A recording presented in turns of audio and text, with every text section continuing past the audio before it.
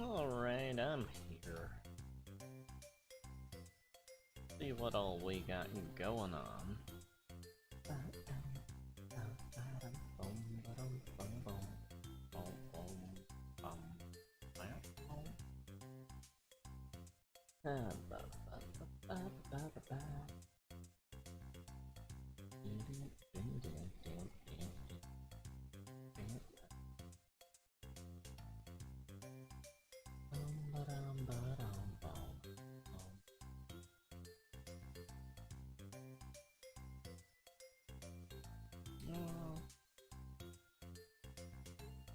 Get some things going here and there.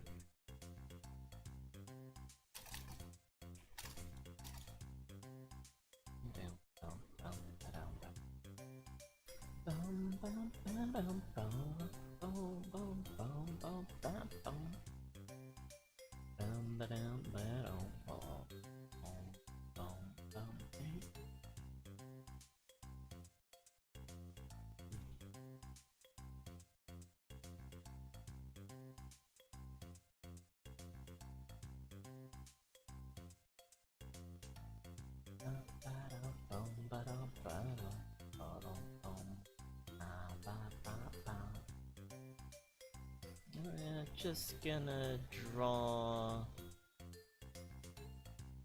I think I'll do an observer.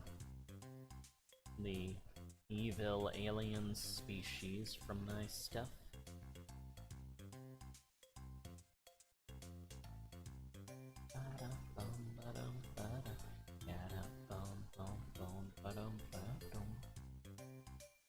Yeah, it's actually been quite a while since I drew one of these guys.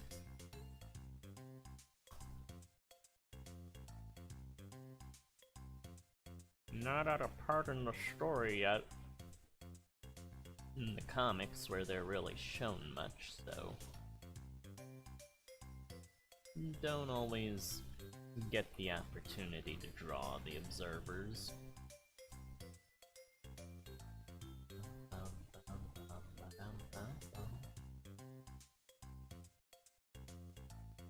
They're essentially these one-eyed, flame-headed alien type of things.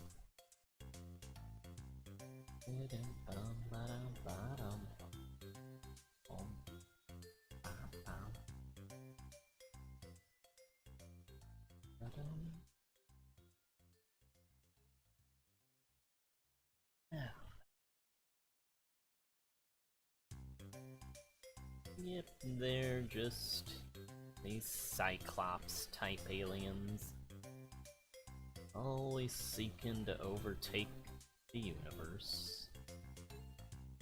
Hello, Shadow. I am doing kinda tired. Spent most of the morning out on the town, getting stuff out of the storage unit for Mom, and then stopping by the bookstore. Got a cup of chicken dumpling soup there, and looked around at the comics.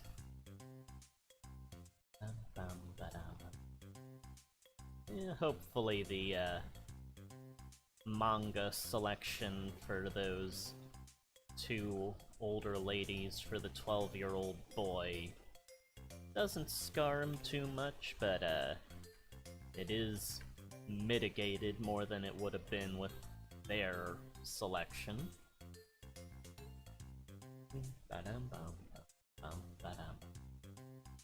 Yeah, right now I'm doodling, just doodling. Right now we're doing a one of the observers, just one of the troops of them.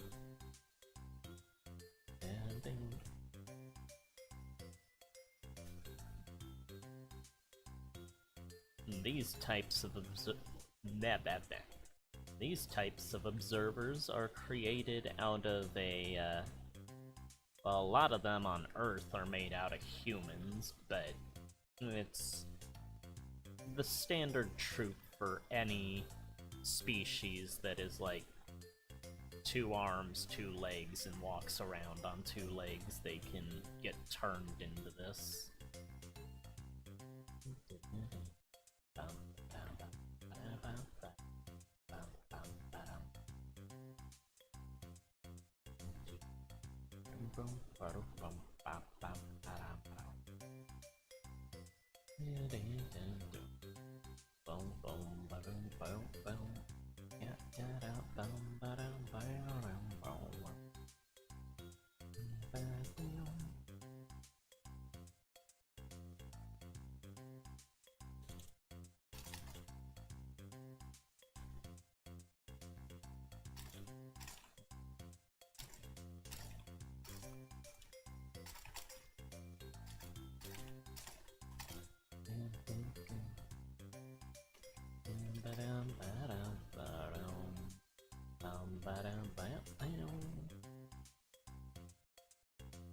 Just taking care of some things on the computer here that you guys cannot see because it does not show other windows for some reason other than the drawing program.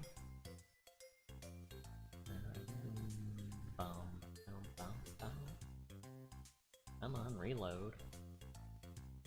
There we go.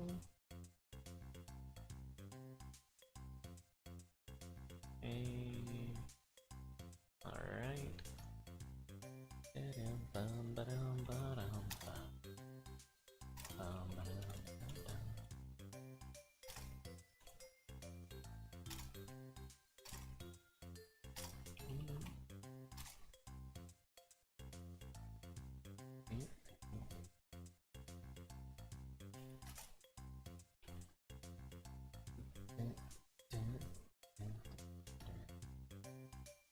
Okay. Alright, and now we are getting back into the drawing. Oh yeah, the process of getting turned into a observer is not a pleasant one. Takes years of incubation within pods of, like, organic material that floods your system with liquids and stuff. Oh, hello, Sparty. I am doing alright. How are you doing? I just got back from, going out and moving storage stuff around for Mom. I'm a bit worn out. Was gonna work on a comic page, but, I'm a bit too exhausted at the moment for that. Doing just doodling is always something I can do.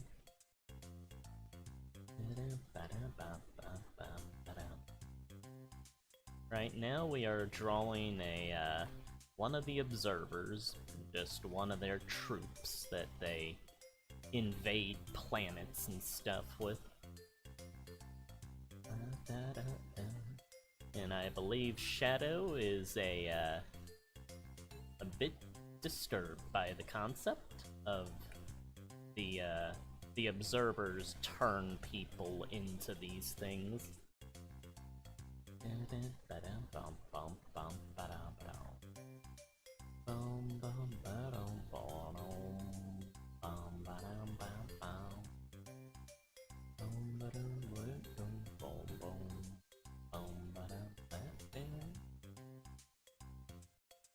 Yeah, there's all sorts of different types of observers. There's giant quadruped ones that have, like, cannons that are tucked into their rib cage that just fire forward and wipe out anything in their path. All sorts of horrific modifications to what one would not think biology would allow. I was actually, last night I was drawing the main base or flagship of the observers. I'd only ever done, like, a concept of it back in, like, 2010. And so, it was sort of getting down what the, like, more solidified look of their ship was. It's, I added a lot of, like, plating to it, because originally it was just, like, a lot of, it was sort of like this. It had all these, like, tentacles and stuff coming off of it that made up the skin of the vessel, and it's got this giant eye there. Yeah, it's kinda like that. But I added, like, all this plating and all that stuff to it last night when I was making the concepts for it. Oh, what I am drawing on is I'm on a computer, so I'm using GIMP, G-I-M-P.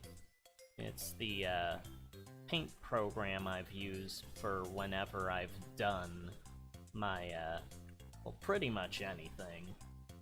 I do, the comics, I edit those on there. All my physical stuff I edit in GIMP before I put it up, because the scanner will sometimes get the, coloring sort of less than they should be, with the reflective graphite and stuff on the page. All my full, like, really pristine-looking colored stuff, though, is made solely on GIMP. There is another program that I use on my mobile tablet. What's that one? Huh. I am drawing a blank on what that program is. It's got like a girl squirrel as the, like, character that represents the program. Program Squirrel Girl. No. I should know what it is. I used it quite a bit last year. Oh, girl. Program. Tablet. That's just looking up pictures of Squirrel Girl. Never mind. Well, I will just assume you have enough information to look that up yourself if you feel the need to. Right now, I've just decided I'd do a stream here to have something to do today and interact with the people that stop by. So I hope everything is going well for everyone here. Got some music playing in the background that I'll probably change in a minute or two.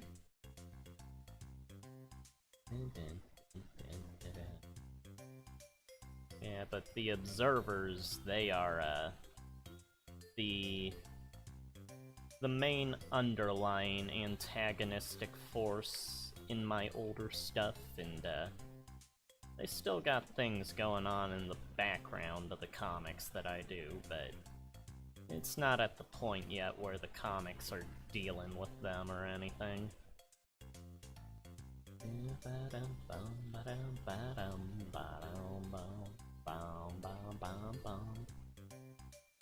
Oh well, I'm sorry you got school. Everyone's gotta go to that eventually, though.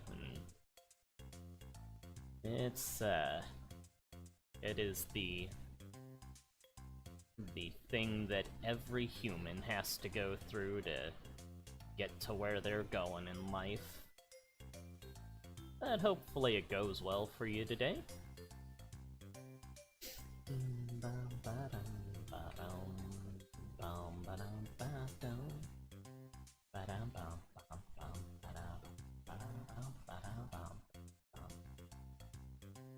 Yeah, I never cared much for school, but it's what you gotta do. I always thought, whenever I'd think of school, I'd think of like Edda and Eddie going, how when they go to school in the later seasons, or Dexter's Lab when there's like the snow episode and the janitor's trying to kill him in the ventilation system and stuff.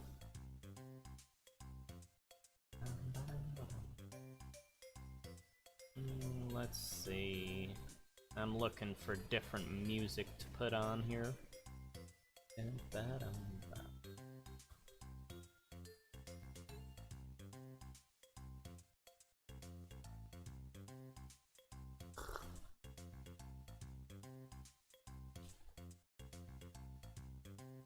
No, that one would get copyrighted.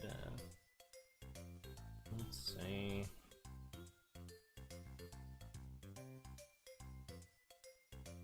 What's this one?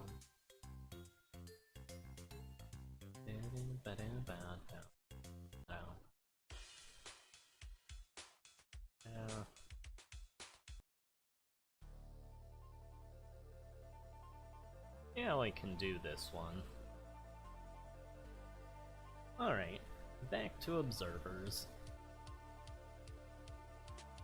Nah, but a lot of... Oh, well, I hope you have a good session at school, Sparty. Try not to let it get you down too much. It is only 6 to 7 hours, so I'm sure you'll survive.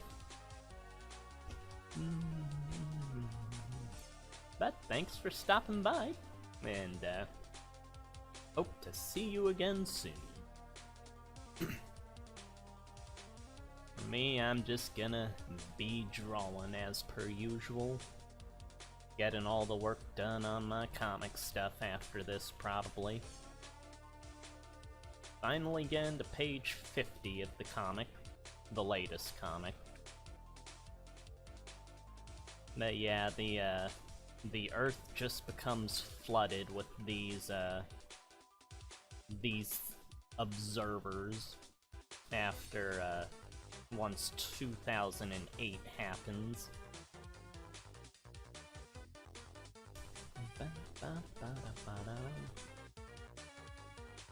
I was also thinking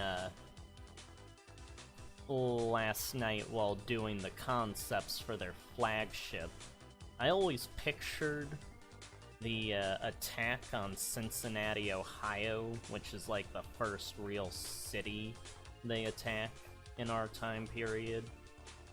I always pictured their vessel, their flagship, crawling through the Ohio River as the city's being attacked, but thinking about like the size that their ship has to be, it's probably too big to fit in the Ohio River, so I'm not quite sure how I'd do it. I'd probably have it like walking instead, since it has like legs and stuff. Just be dropping out troops to attack people with and everything.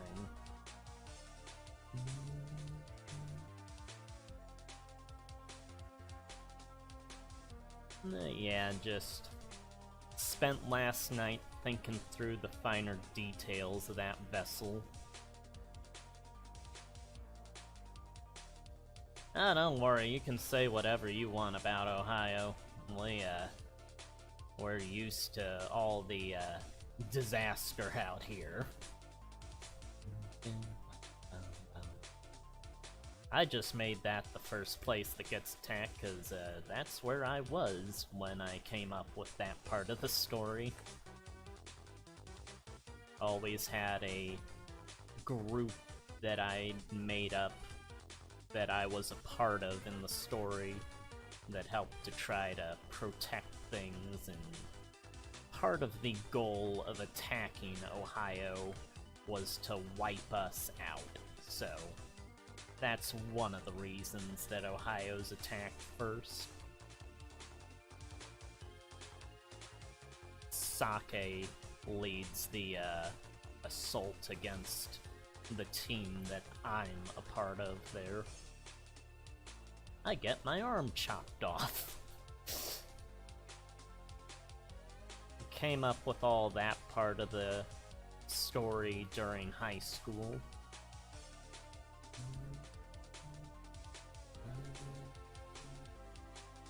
I get a robot arm afterwards.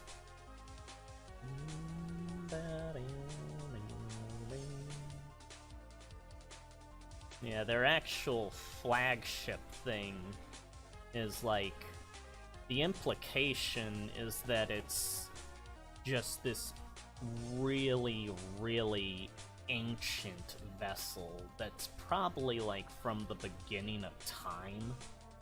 And over the eons, it's either made out of part of a planet that it originally was from, or it has accumulated minerals and materials from the planets that the observers have gone to throughout history. And that's like been reworked into the plating in the structure of the vessel itself. The observer, the observer, acts as like the mental brain for the vessel. It can have direct control over it when it wants to if it's inside of it.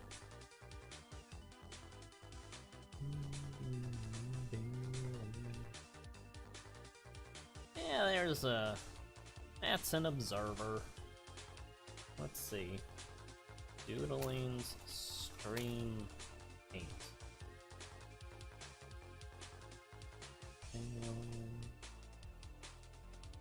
There we go. Now what all should I draw today?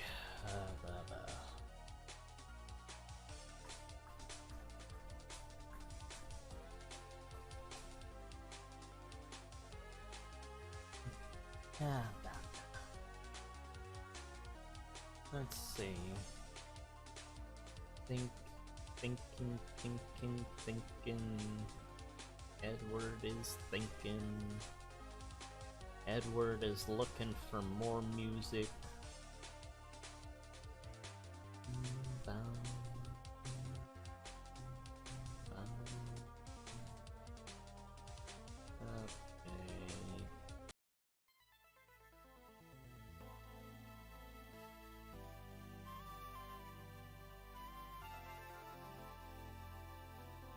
I'll have that on for now.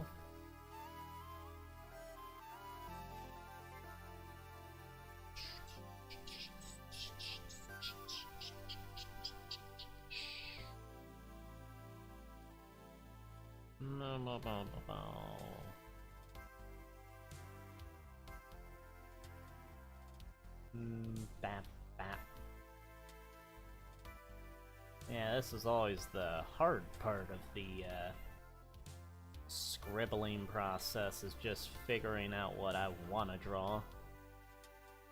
That's part of why I ask for if people have suggestions sometimes when I do these.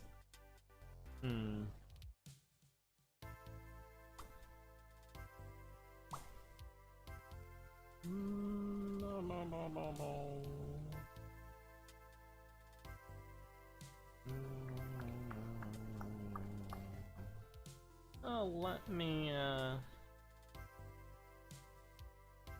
I'm going to, no, not that. Not that. That one, okay. I'm just getting my sketchbook out to see. I was thinking of things to draw. And I was thinking I could give the idea I had for the fusion of Sari and Bumblebee a shot.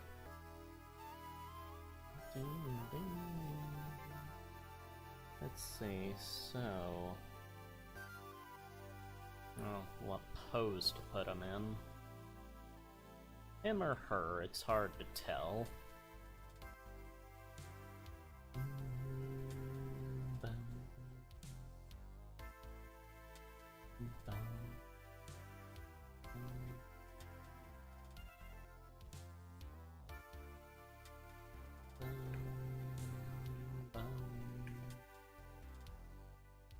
Yeah, this, about a month ago, I think, I came up with an idea for a fusion between Sorry and Bumblebee towards the end of my Transformers stuff. It's, throughout the adventures when the Autobots and Decepticons are around, Sorry would sometimes try to, power links with Bumblebee, because it was always a cool idea that, never quite could get it down. So eventually, she just ended up going into his backpack and becoming integrated into his system at times to enhance him. But during the Maximal Predacon stuff, they're the, similar size. Bumblebee ends up being smaller than Sorry, since he was smaller than the average Autobot. She ends up successfully merging with him to save his life towards the end.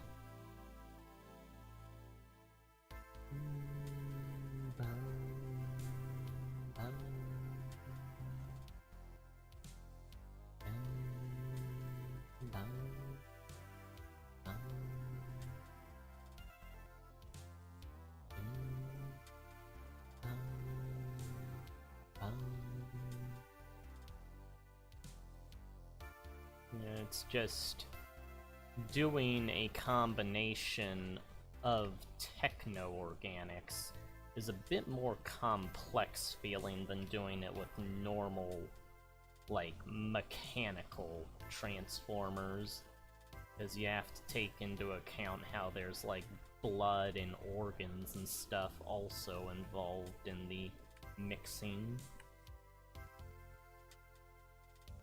But I think I got down a look for them. But since I haven't done it much at all, it's, I've only done the very first sketch idea of it, so this'll be a, seeing how well this goes.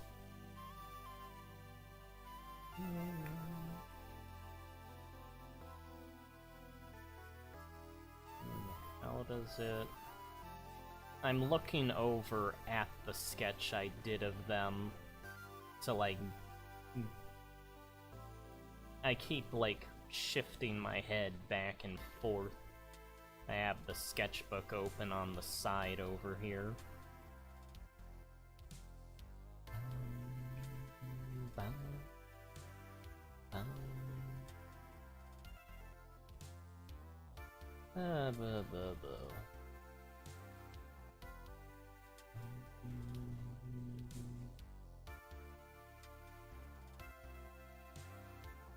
Go back.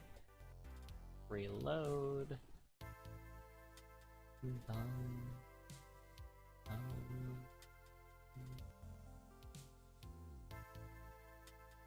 Oh, nope, nope, nope, nope, nope, nope. Nope, wrong eraser.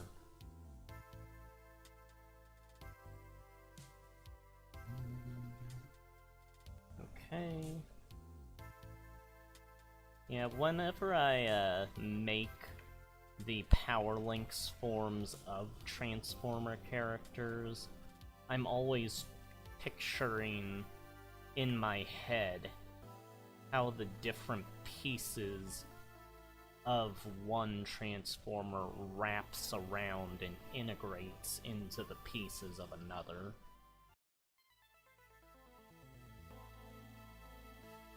Sort of think of it as a trying to figure out how two toys can be combined together.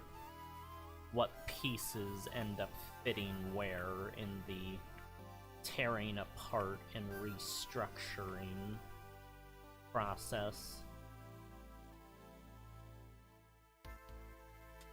Yeah, because this has a Bumblebee's face, but then, sorry, you can see part of her skin coming off of underneath the eyes.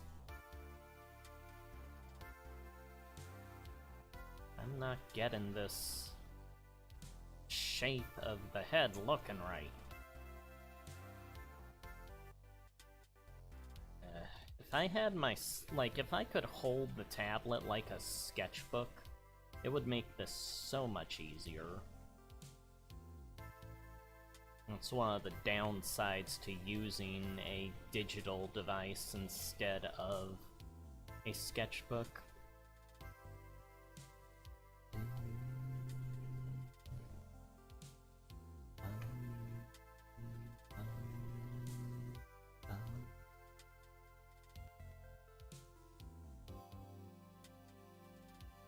Okay. Yeah. Alright, yeah. That's the tubing from Sorry. Underneath her dress, the stomach is more like that. It's like these tubes in place of where the normal stomach for a human would be.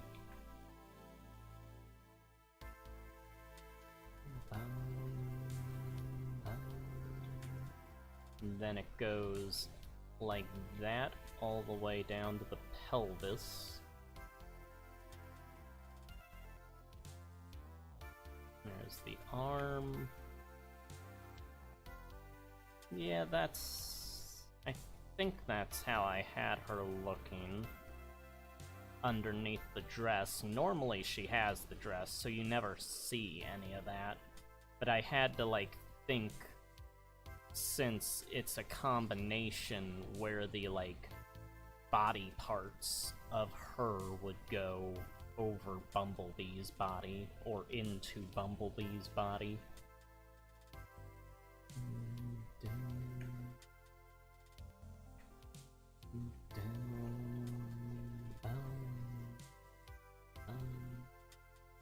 Well, it's not Sorry that I'm drawing, it's the Power Links form of her and Bumblebee when they're techno-organics. Well, when Bumblebee's a techno-organic. To save his life towards the end of the stuff. After he rescues her. He ends up getting shocked too badly from what Beast Megatron had her integrated into. He basically had her acting as a Vector Sigma node. Bumblebee gets just too destroyed from ripping her out of that. The surging energy that goes through it ends up frying him. So she finally, after never being able to power Links in the old stuff when he was an Autobot, she manages to power Links with him here to save him.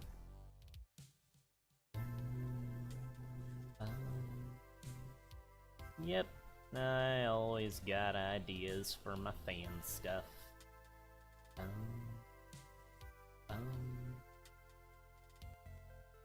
And this is... Right now, I keep looking back and forth between the computer screen and my sketchbook, because I've only ever drawn this as an idea in the sketchbook. So, I'm trying to... Don't really have the look down in my head yet. Okay. when I was coming up with them, it's a bit more complex than if it's like a mechanical fusion, because you also have to take into account the like sinew and muscle and stuff that would like wrap around and integrate between the two.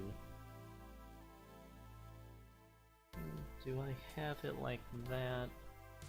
Yeah, that's Bumblebee's chest plate that becomes the like back shoulder area. Oh, hey, handgun.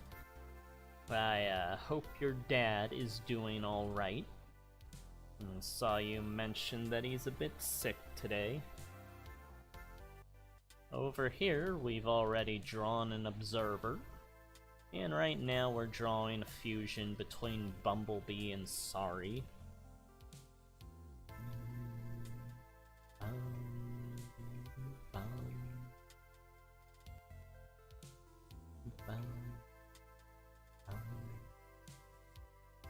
Yeah, it was kinda hard figuring out what the what the thing would look like, because it's... when I make fusions of Transformer characters, it's always sort of in my head.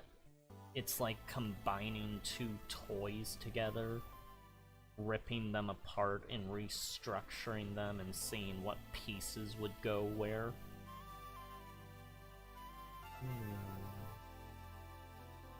Oh well, a shower does help.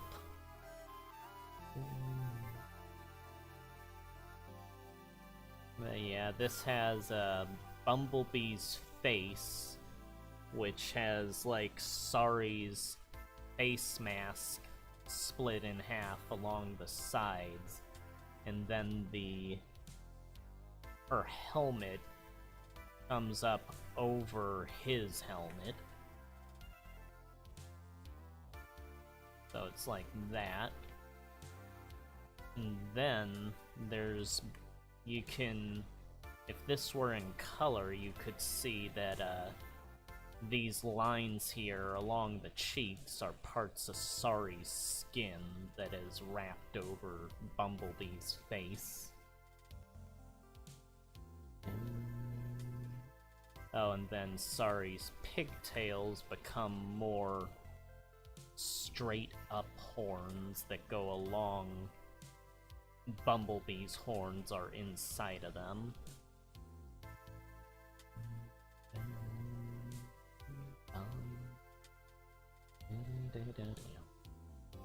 Oh, don't worry, there's no skids or mud flap here. Well, I don't need any of that. Yeah, given that this is a Sorry combination, obviously this character has a lot of potential to be very destructive, but it's only ever shown at like the very ending of the series, so you don't really get much of a showcase from it. And then I was messing around with the idea that maybe Sorry's eyes would be in these hole areas that are normally in her helmet.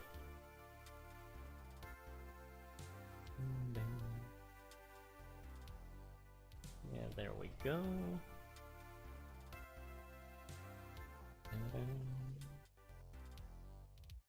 Then give the little chin strap thing.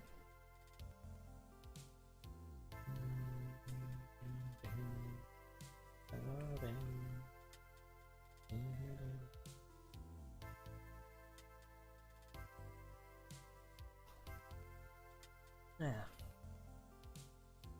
the most that this character really does is it's the form that they're using when they're trying to escape Cybertron with Bulkhead. Beast Wars Megatron has pretty much taken over the planet by that point. His essence has become... He's like used Anglomois, he's researched it and been able to craft his spark, basically, or soul, into a virus that has infected most of the populace of Cybertron. So at that point, characters are just trying to get off while Megatron's plan is at its peak and stuff. Sari was a key component in fully taking control of Cybertron since she got integrated into the Vector Sigma systems.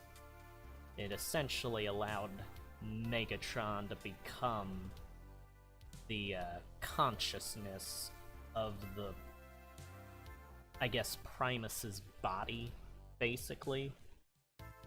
So he's basically in control of everything on the planet by that point. It's easier to run if Sari is the one that is running things, but once she's taken out of it, he's gotten enough control that he can do it manually by himself if he needs to.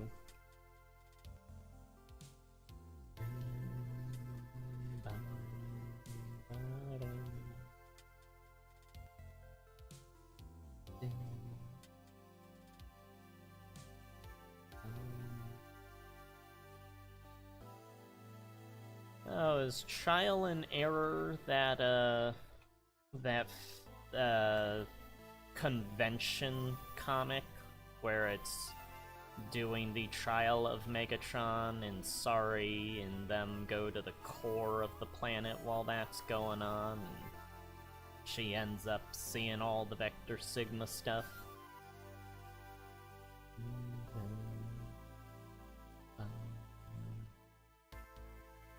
Yeah, I don't want to say that I did it first, but I did that first. I doubt that anyone saw my, like, ideas from the old Worth of Life fanfic and incorporated it into that, but as far as I know, her having to do with Vector Sigma is something that I originally, like, that I did first on the internet. I'm not one to take credit, but that was a bit uncanny seeing that incorporated into that comic.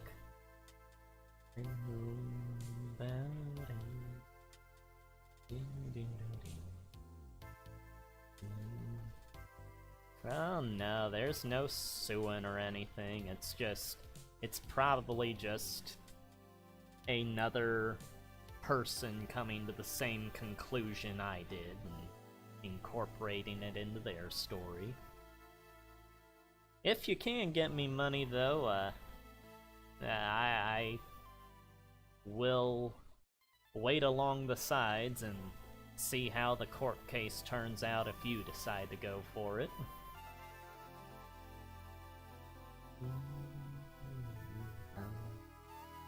Yeah, most of the Autobots and Decepticons of the, that are still Autobot and Decepticon by the Maximal Predacon time period in this stuff have their bodies integrated into Cybertron as builders.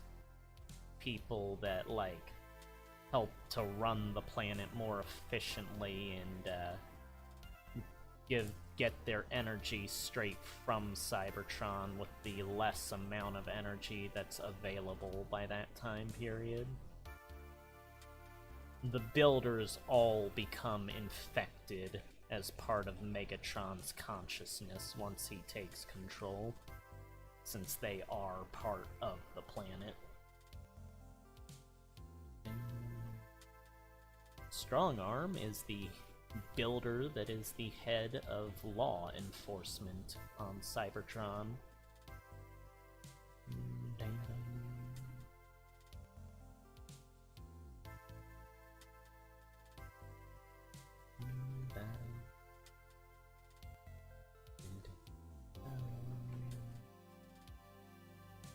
I come up with way too many ideas.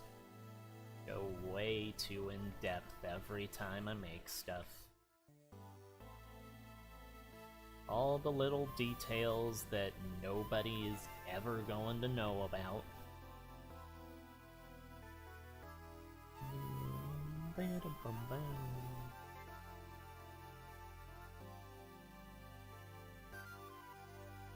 Yeah, some Transformers shows get pretty interesting in their mechanical design handgun. I wouldn't suggest starting with, like, G1, like the original show or anything, if you're after the, like, mechanical design aspect of it, but some of the later stuff. Not the Michael Bay stuff, but, later things. I always liked the Armada designs, very dynamic looking. And animated is always a great time. Yeah, this character sort of has, like, wings that are made out of, the, like, spike structures coming off Asari's back that are laid over Bumblebee's bumblebee wings from his maximal form.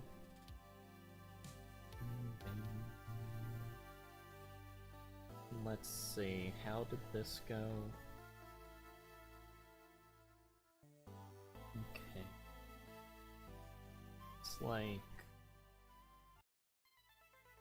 that.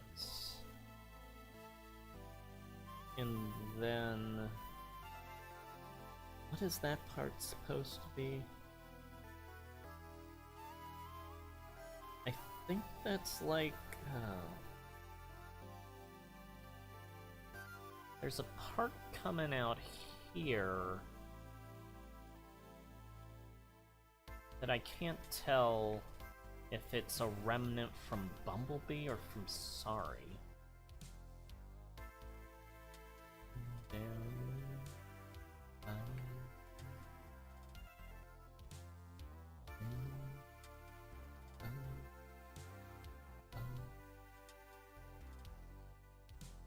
Then this.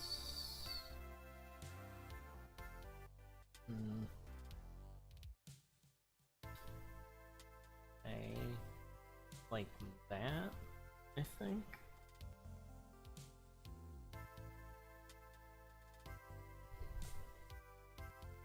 What is that? Oh. Okay, there we go. Yeah, I didn't think Armada looked all that busy. It's certainly more reserved than some of the stuff after it. It felt a lot more blocky, like stylized blocky to me, was what it felt like. It's got a lot of parts on some of them, but it's not like all clumped together and stuff, like how the Michael Bay things just turned it all into walking trash heaps, pretty much.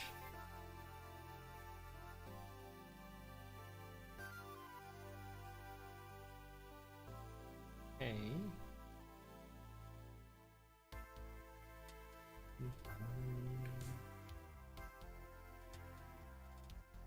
Okay, there we go, there we go. And then Sari's foot comes out of this and it has like the sole of Bumblebee's foot and part of his leg that her foot is like jutting out of. It's like using his leg as a stocking, kind of.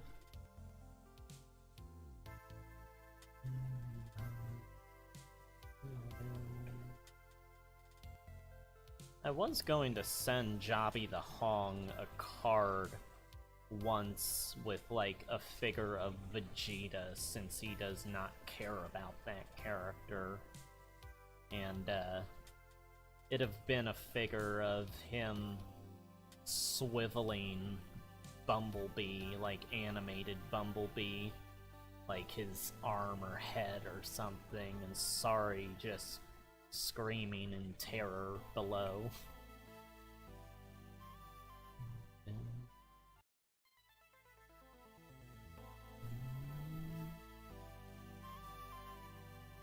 Yeah, but by the point that I was going to send it, he closed off his P.O. box, so it never got mailed. Maybe someday, though. I'm up to him at a convention or something. He did recently see David K. at a convention, as well as threw up at the convention because he drank too much.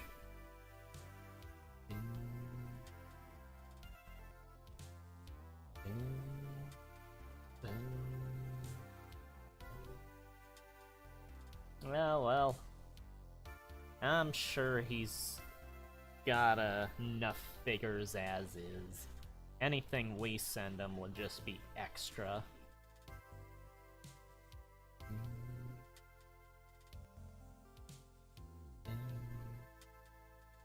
It would be nice to receive that many figures that, like, as often as he does. Just has mountains of unopened boxes behind him all the time. Alright, I think this'll probably be what the character looks like, basically. This is a, Sorry B? I've never really quite known what to call this character. I always try to combine the names when I make a fusion of them. Like Hot Rodimus and, or Hot Shot and Rodimus and, what was the Rodimus Optimus one?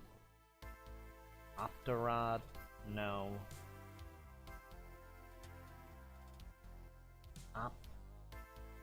Yeah, well, you get the idea. It's,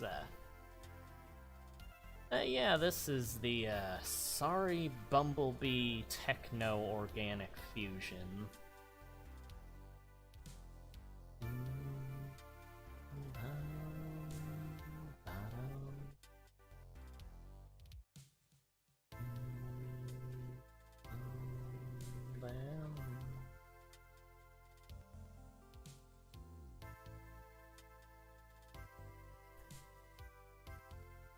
Now I think I am going to do a Ganon.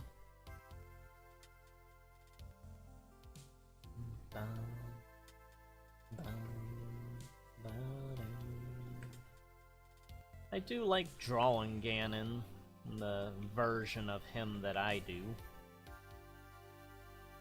I have drawn him more than I normally think I have.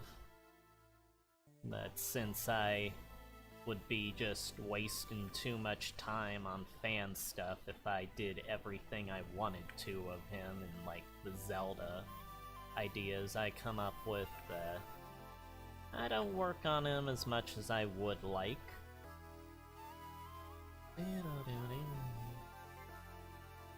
Oh well, I am happy that the, Bumblery, or, I guess Sorry Bee is what I'll go with, and gets the shadow stamp of approval.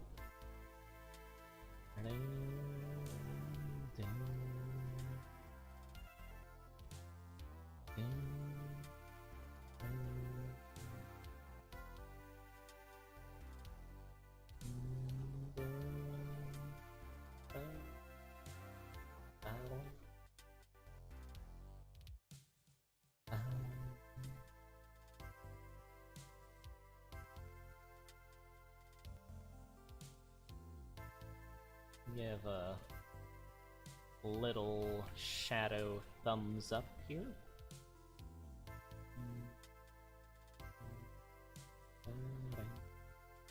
very, very poorly drawn shadow. But it's not a main focal point of the piece, so it is how it is.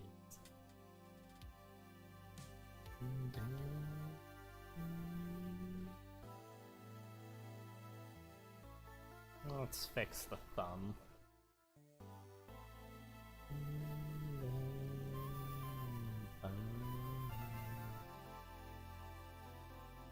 Yeah, when I do my Transformer things, I kinda just think of them as like big toys when I'm making them.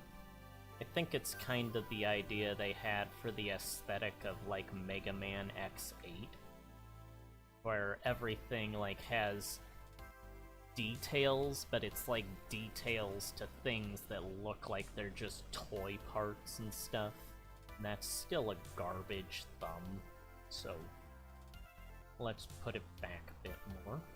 And now it looks like he's just putting his thumb towards himself. Why am I wasting time on this? I don't know. But it feels like I should. And flip, nope, rotate. There we go. Now he's putting his thumb up. Damn. Should probably move Ganon down here so that there's actual space to work with. Oh, you are a pretty prominent supporter, Shadow.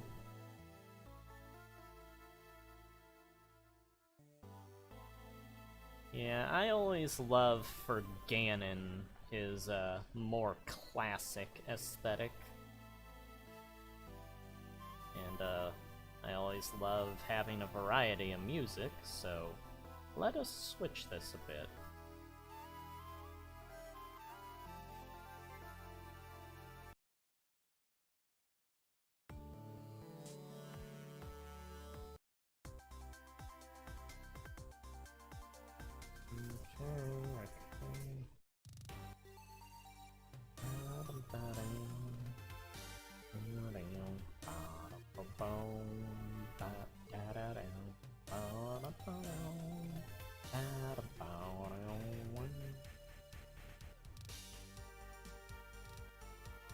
Oh, this is the track that I use in the Dragon Ball review when I'm talking about the 23rd Tenkaichi Budokai.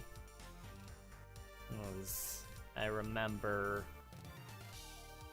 Yeah, this is where it transitions into talking about Z, and then the commercial break happens in the review, like the first commercial break.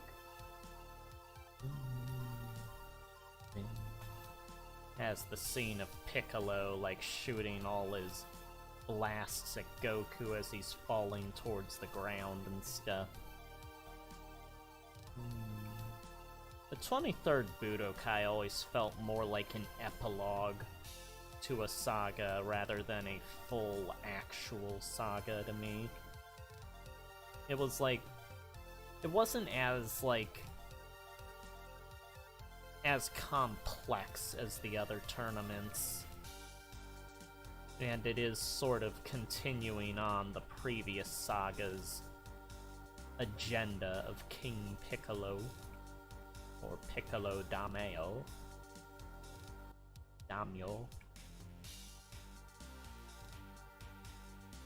We're drawing a different Demon King here.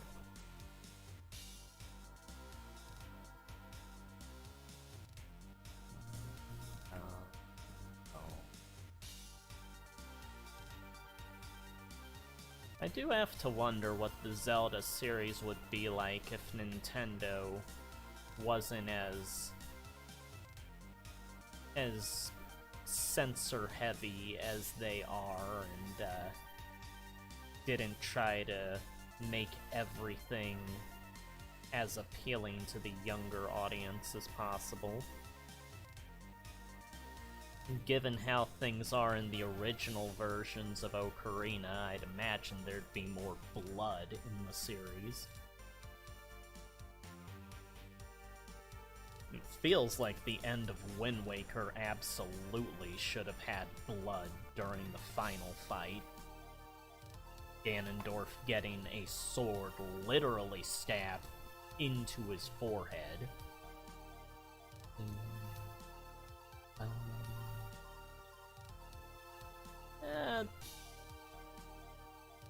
For Piccolo against Gohan, I would say during the original material, Gohan.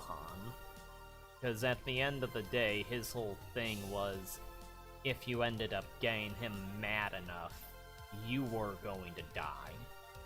And, Piccolo, he'd probably... Well, he'd absolutely beat young Gohan, but, he would last for a bit, because he's like the smartest character other than later Gohan. But how things are now, Piccolo would beat modern Gohan. Yeah, that's how I'd probably see it, because they always use the, oh, he hasn't trained, so he's not as good now. That type of thing.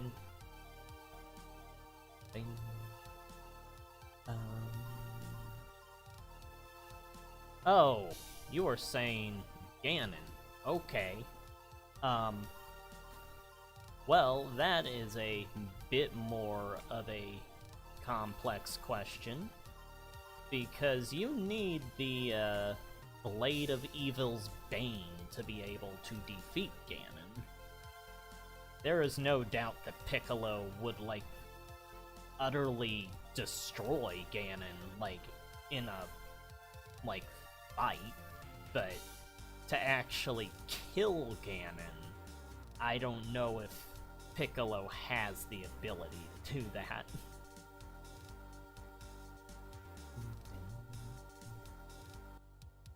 But yeah, in a just physical, straight-up fight, Ganon is losing against Piccolo.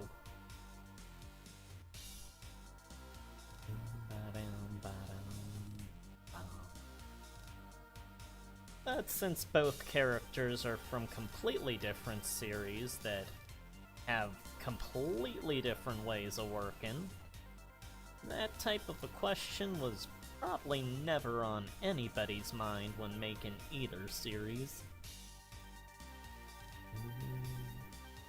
If the Dragon Ball characters had been made as Zelda characters, they certainly would not be warping around and stuff as constantly as they are.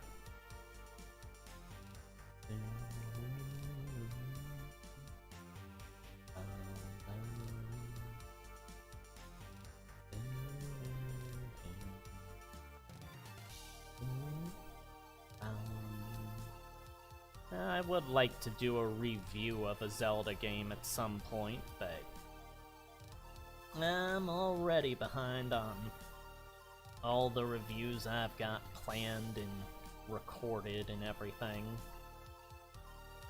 Next one I should be doing is the Nausicaa one. Then after that, I think Metroid Zero Mission and Metroid 1, I guess. It's like doing both of them. And, I do have audio recorded for a reboot review,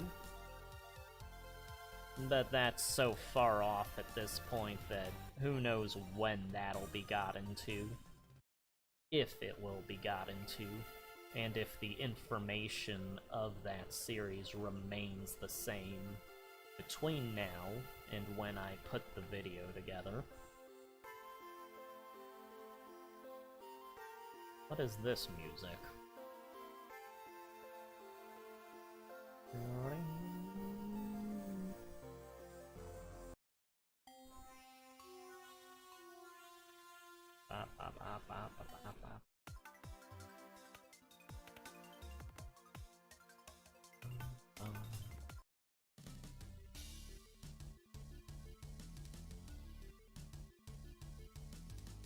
Hey, handgun.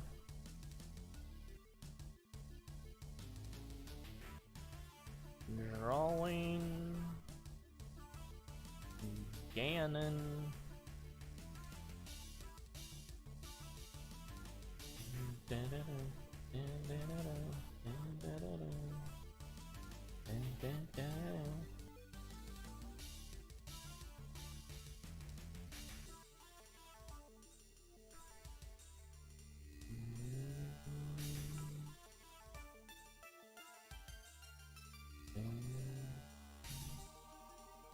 Yeah, with Ganon, it's a bit hard at times doing his expressions since, like, his mouth is connected to the nose. It makes it raise higher, like the mouth would, than on other characters.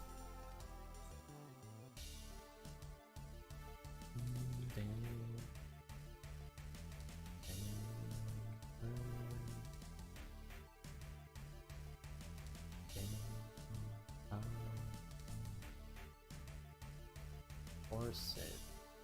Reset the eraser size. Yeah. Come on. You do that.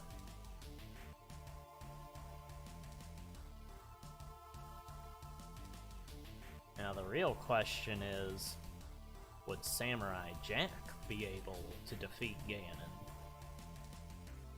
I imagine he would, since his sword is designed to destroy evil.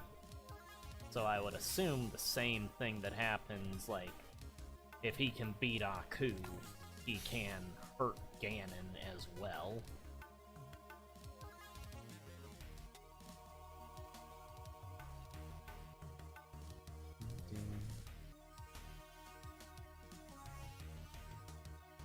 And my ideas for a, if I did a Zelda game, I'd have it be set in a, a setting where the Hyrule of the game is sort of, it's really odd. It has, like, floating land masses at parts, and parts of the land that feel just incomplete and stuff, but other parts feel just like traditional Zelda type stuff.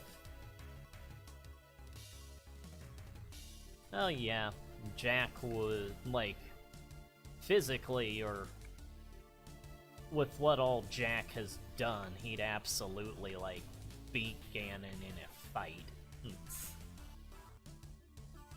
Ganon would just be like the monster of the week for him, pretty much, with what all he's gone through. Like, if Jack had ended up in Amphibia, they'd have Andreas dead in, like, a week. So, he's pretty much, you throw Jack into any situation, he's gonna get through it.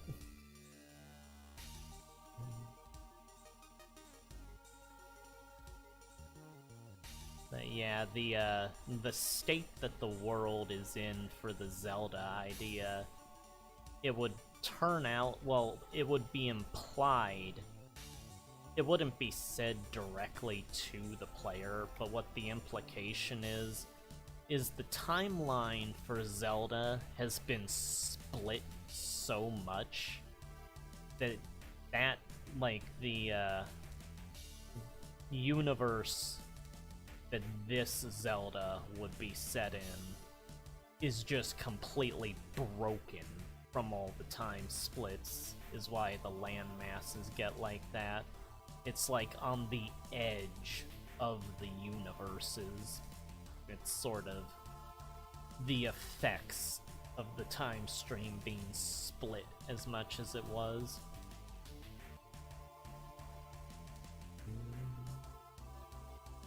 And since it's split like that, the Triforce as a whole doesn't fully exist in that universe. So the guy that ends up bringing forth Ganon ends up getting Triforce pieces from other parts of the timeline. And that's sort of how that works in that. Now, not liking how these ears are going.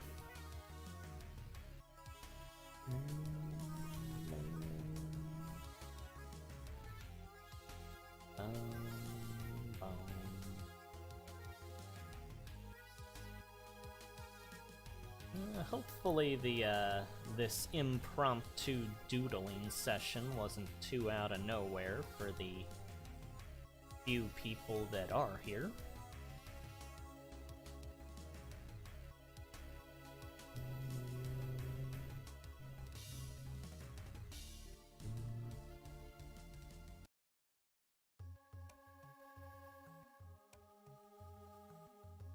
Yeah, he's got a skull here. Then there's also a skull in here.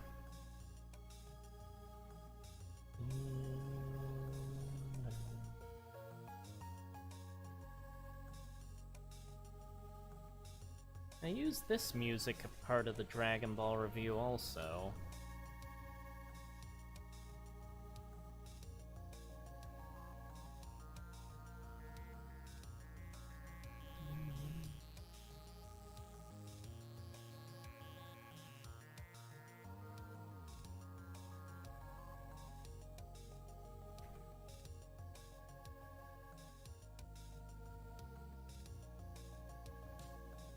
It's always hard to, like, do the music mixing when I'm making the reviews, because the programs or something that I use always records my voice so low. So most music usually, like, makes it impossible to hear me when I add it to the videos, so I have to spend a lot longer finding the right tracks to do or editing them enough to make them quiet enough.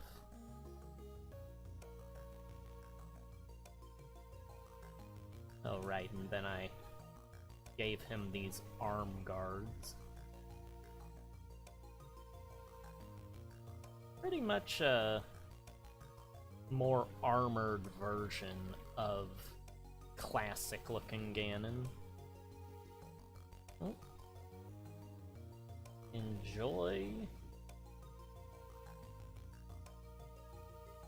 the food. Handgun.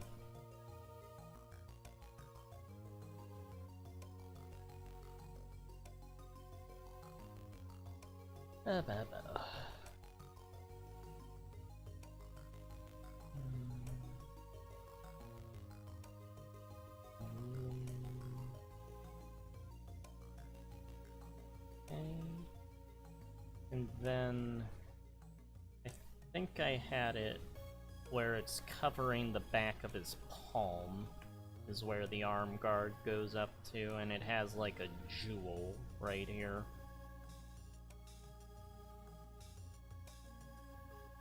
What is this? Another call from somebody that I do not know, so I am not answering it.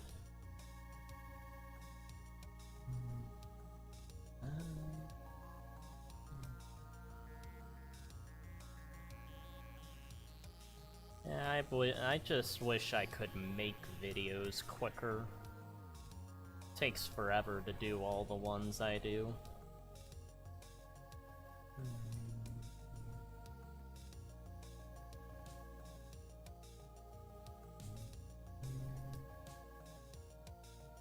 That is what gives the quality that they have.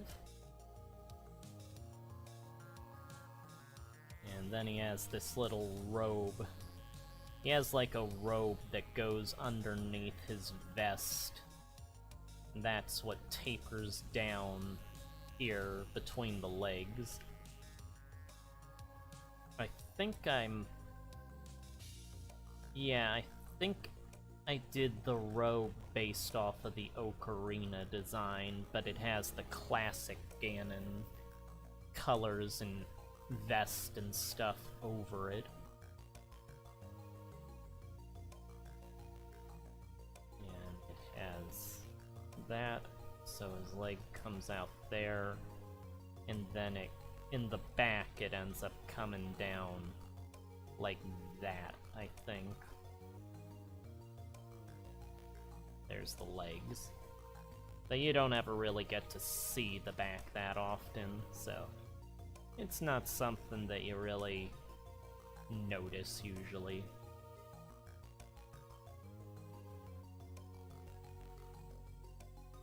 And gotta have the big flowing cape. Yeah, this Ganon, he's one that will have, like, once he gets released, it, like, skips to, like, 7 years later or something, and he's, like, been ruling the land for all that time. So he is firmly established as the overlord of the world by then.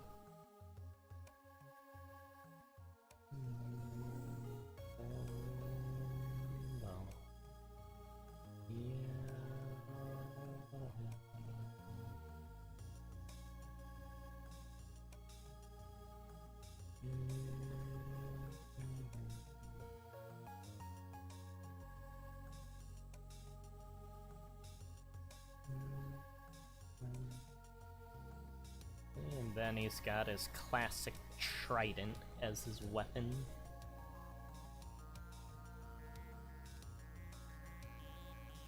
This stand that I have the tablet on keeps moving out from under it.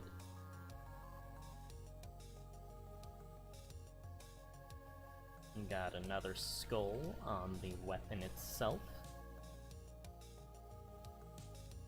There we go.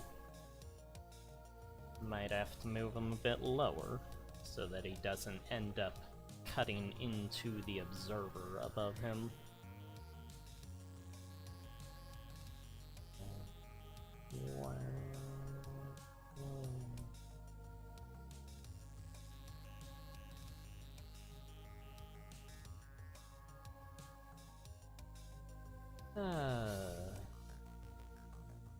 I think some of my favorite illustrations of Ganon come from, like, a guide of A Link to the Past that does these, like, really beautiful watercolor pieces for things that they're illustrating from the game. And the piece of him facing Link just looks like this incredible European comic from, like, the 80s or something. It's got all these wisps of smoke and stuff to it. So magical looking.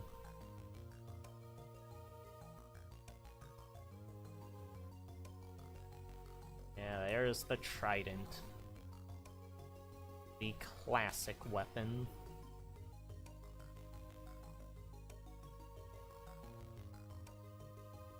I always like to keep things as classical as possible with Zelda stuff. And I always like when my tablet is not trying to run out from underneath my hand. That makes it a lot easier to draw.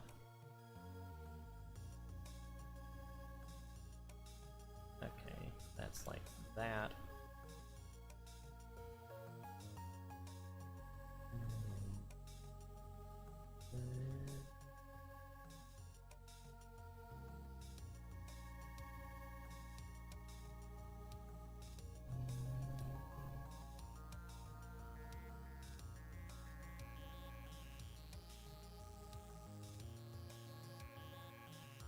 Okay.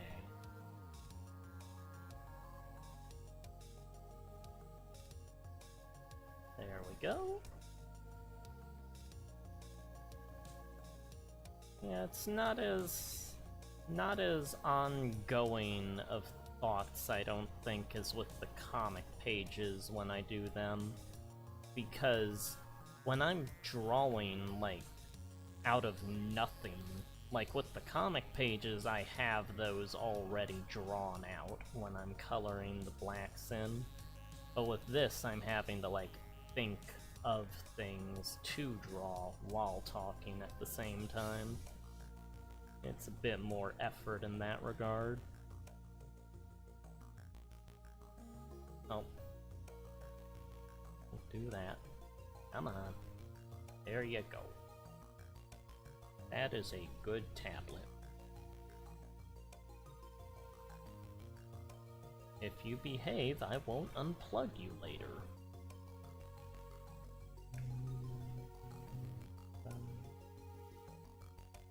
Yeah, that'll do for Ganon, I think. Oh yeah, give it the end of the trident down here.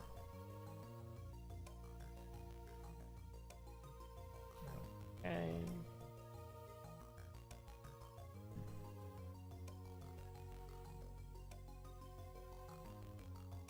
And there we go. That is Ganon. Ganondorf. Ganondorf. Ganondorf.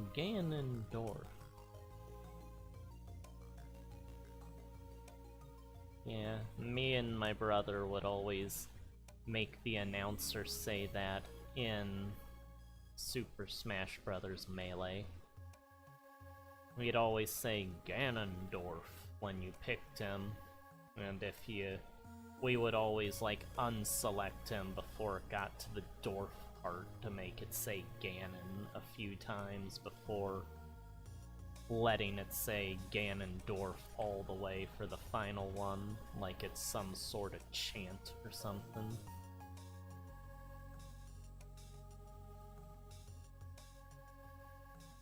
Alright, that is 3 things drawn. Technically 4 with a little shadow up there. What else do I want to make?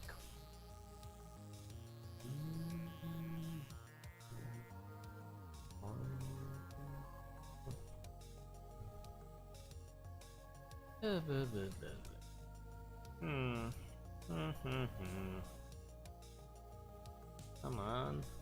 What do I want to do? Head empty. No thoughts. Hum.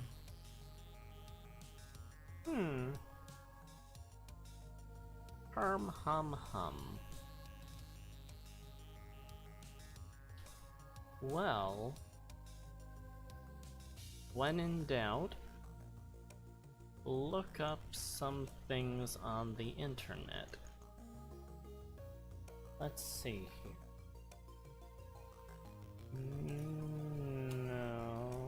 No, what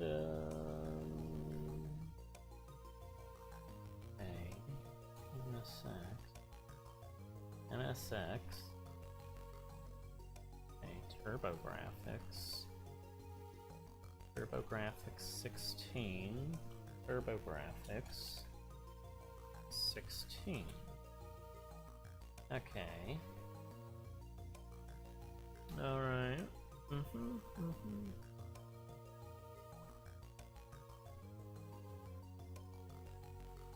Trying to get ideas now that I've seen a video game system of a character that I can make out of a company's video game systems and the accessories.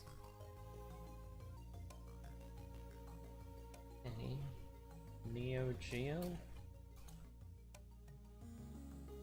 Neo Geo. That's just a block.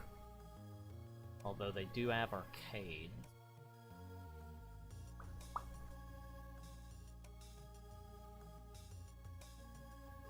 Be a lot more engaging if you guys were able to see what I was looking at. Unfortunately, the OBS only seems to ever want to record my paint program.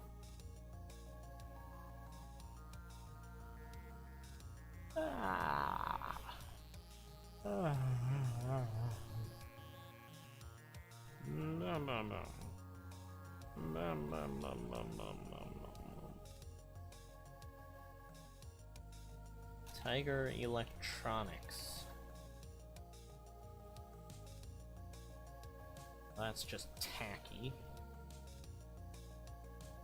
Yeah, okay. I don't got an idea. So I'm just gonna scribble. Scribble, scribble, scribble.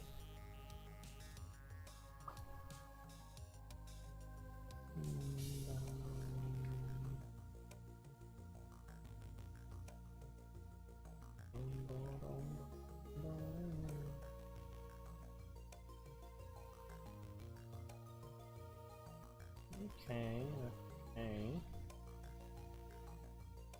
Got a little collar there.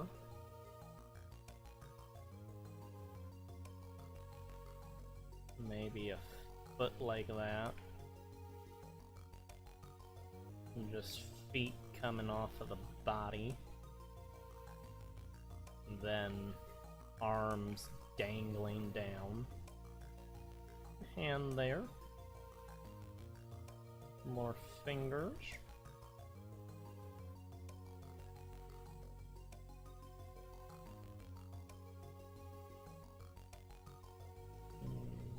Yeah. Yeah. Like that? Maybe? Okay. Then maybe some fish fins coming off of the face. Yeah, this could be just some generic space inhabitant or something.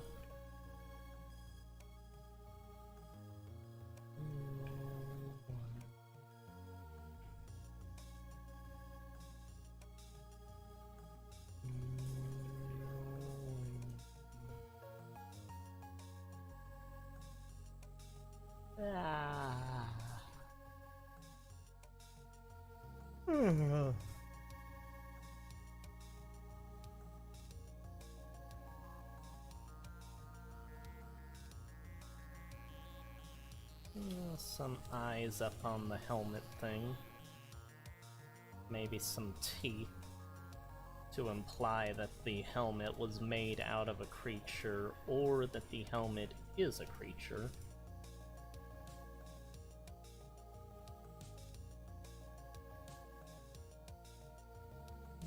Have a tail coming off of the helmet.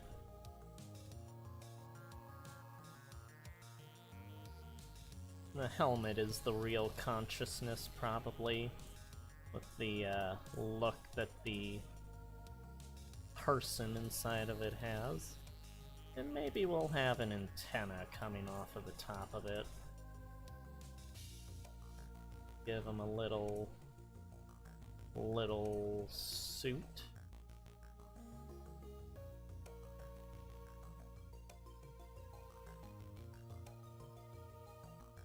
Yeah, there we go. And then some little gauntlet thing there on his arm.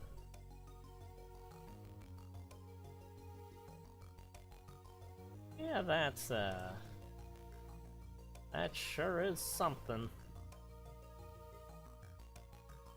Maybe some intergalactic truck driver or something.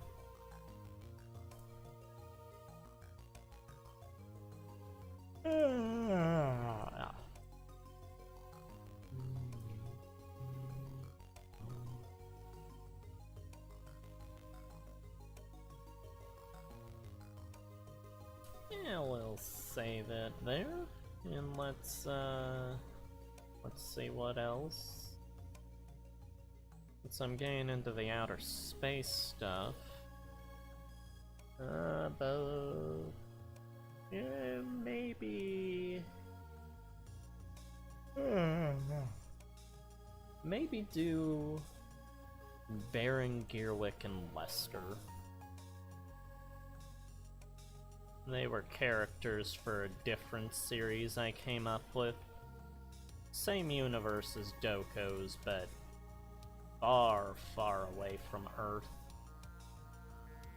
It was meant to be a more appealing to younger demographics audiences at first.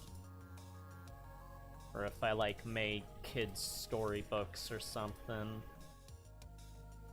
their games would have been primarily side-scrollers or 3D platformers. And this is Lester here. He is his antenna can shoot electricity, is what he uses to fight with. But he's a little short guy that probably only comes up to like a person's knee, probably. He's like really small.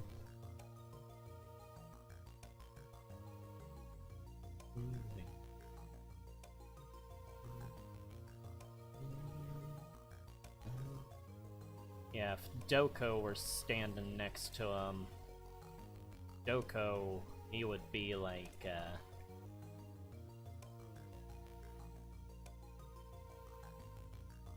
would he be that tall? I guess maybe like this tall compared to him.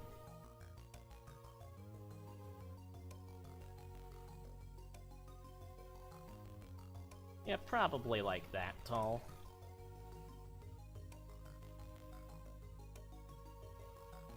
Ah.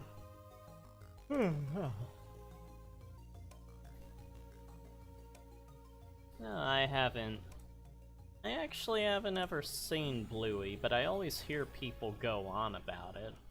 I've seen like 1 or 2 clips of it before, but not too much of it. I know it is the big kids show now, though.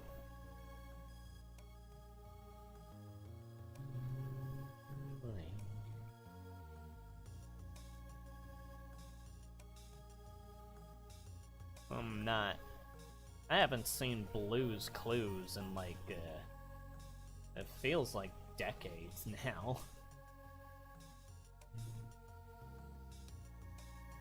My brother used to watch that quite a bit when he was little.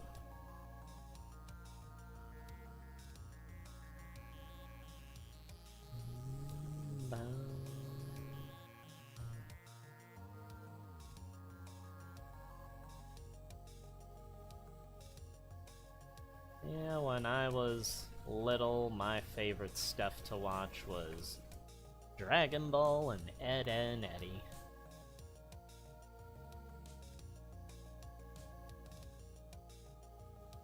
Yeah, here's Baron Gearwick.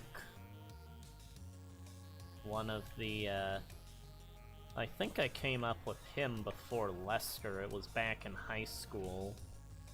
And, it was Mom and Dad were watching, I think it's one of the Christmas specials. I think it's You Can't Take It With You. Is that what it is? I was drawing this character that looked sorta like that, and he was like, his eyebrows went around his eyes.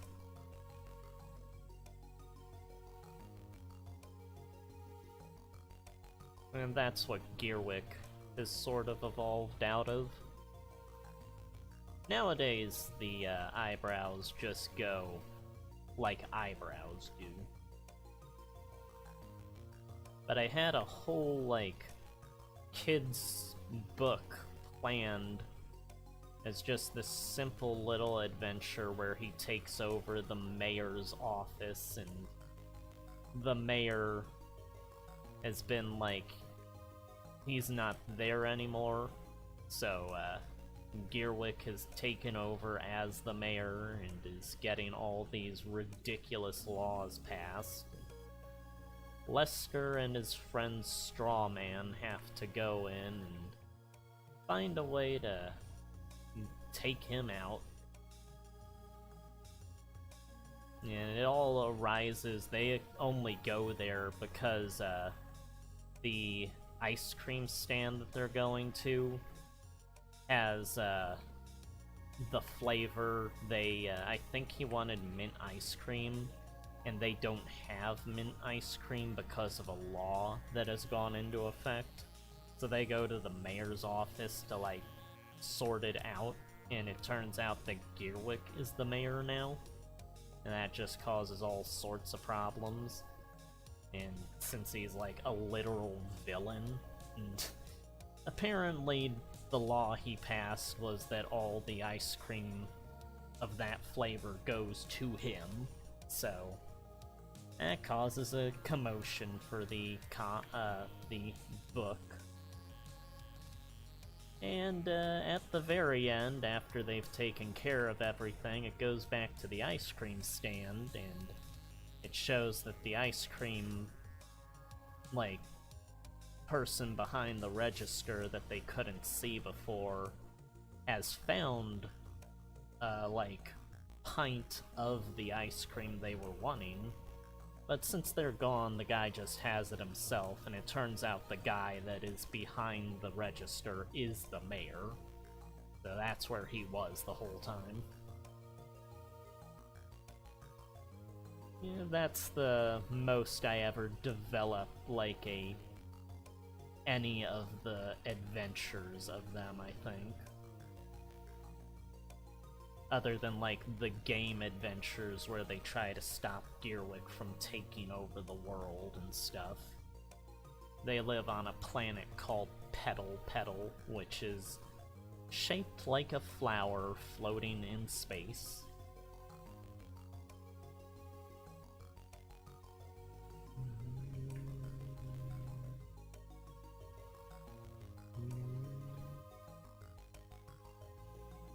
Yeah, that's one of the, not as often worked on series that I've come up with. But I do like whenever I do stuff of them. It's always fun and wacky. Petal will make an appearance later on in Doko's comics, but you won't get to see any of the Lester Gearwick characters. The most you see of them is, like, statues of them in the background.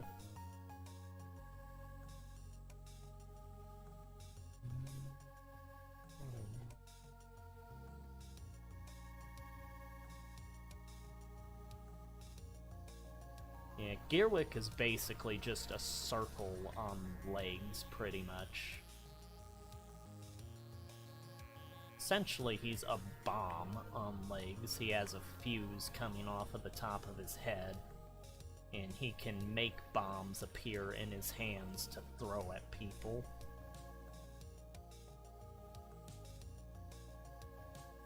He's got a general for his forces, and they have a bartender that serves them stuff. And he's got a mad scientist that's does not think the most of Gearwick, but he serves him so that he can in turn get power himself.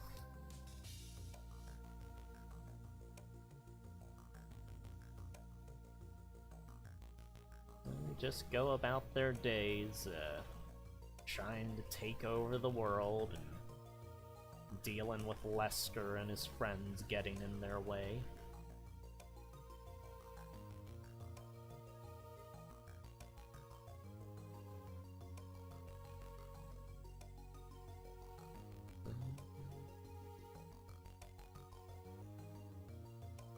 Do not care for doing circles on the tablet. It is a lot more awkward than doing it on, like, sheets of paper. Physically. Because normally I turn the page and stuff when I, like, draw it.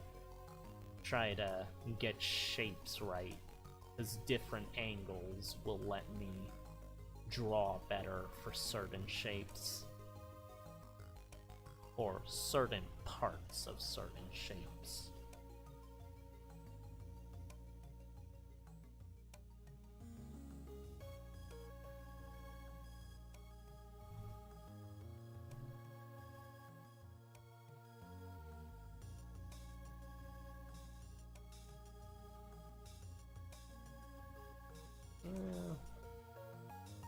maybe make the nose a bit bigger.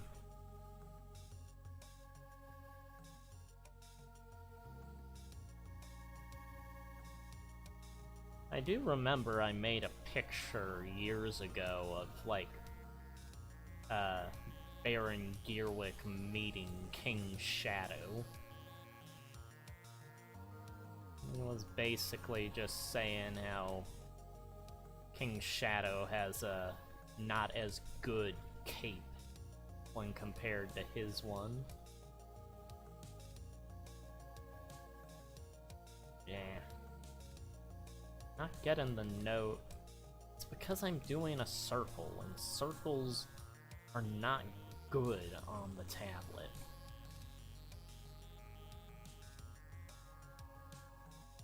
Yeah. Come on. Work with me.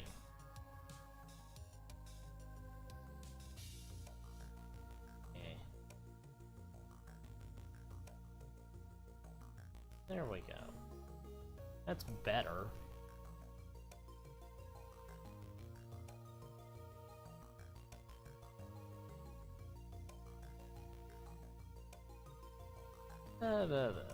Okay.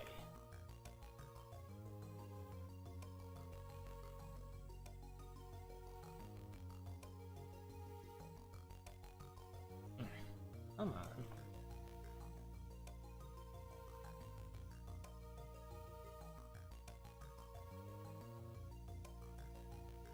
Yeah, once I get to drawing or working on the comic again on stream, it'll be a lot more interesting of things that I'm saying, probably, because my mind will be able to focus more on the talking aspect.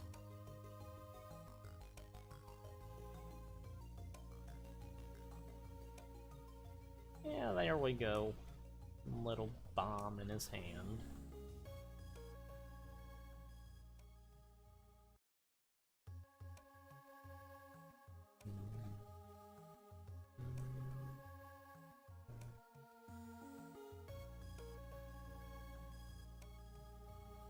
Yeah, if all my stuff ends up getting made by the time I'm dead, it'll be a lot of things that fans would have to, like, get like, the entire scope of the universe that most of my stuff takes place in. Xeno Hunter, Capper and the TV Demons, Dreamscape with Doko stuff, the Freaks, whatever else I come up with.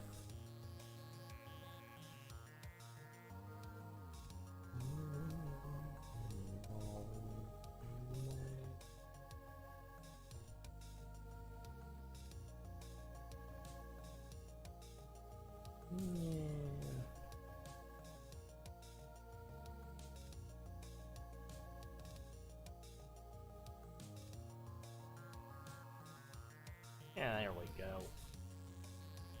That is Baron Gearwick and Lester. Now comes the fun part, deciding what to color here.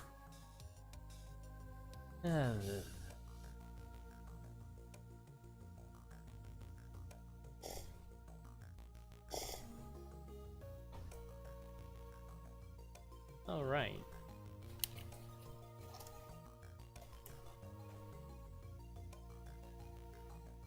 Okay, good. This isn't poison. I was taking a sip from a cup over here. I'd forgotten I brought iced tea out, but I forgot which cup was iced tea, and which was like a really old cup that I need to throw out. But I picked the right one, so I'm still alive.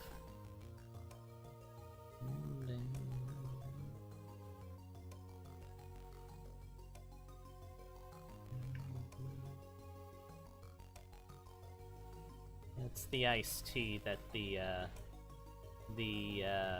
Thai place that I walked to makes. It's really nice tea. I think they just make the hot tea they make in the morning into iced tea is all. Oh well, I am very thankful to have you around then, Shadow. You are on the list of people I plan to give stuff to if I end up passing before I get things finished. I think it's you, Handgun, and a couple of others. I do need to get, like, the whole outline for my comics, like, finished just for in case anything happens. I know everything that's supposed to happen, but obviously no one else does.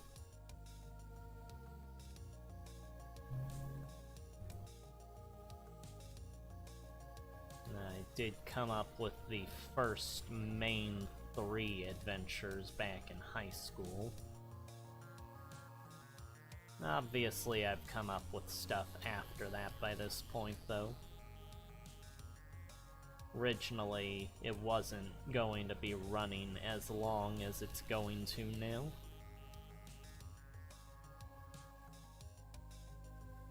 Alright, let's, blacken up, Ganon's mouth here.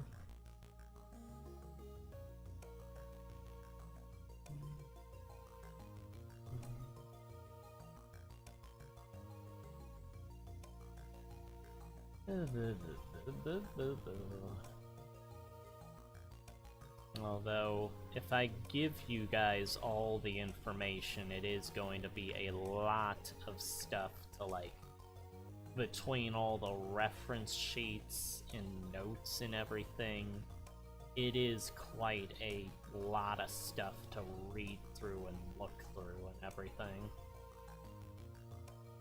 But you guys do seem to enjoy it, so you probably would have no problem with that.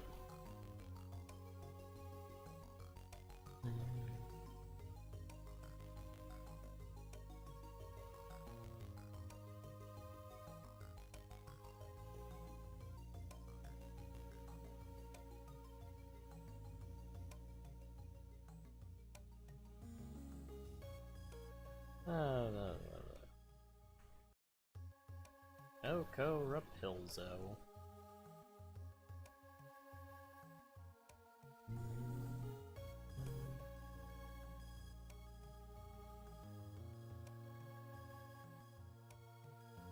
I just wouldn't want my stuff to get in the way of you working on your own stuff.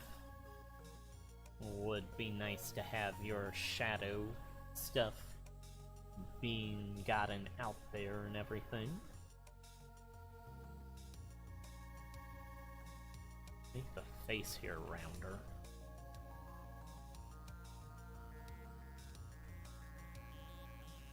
That's better.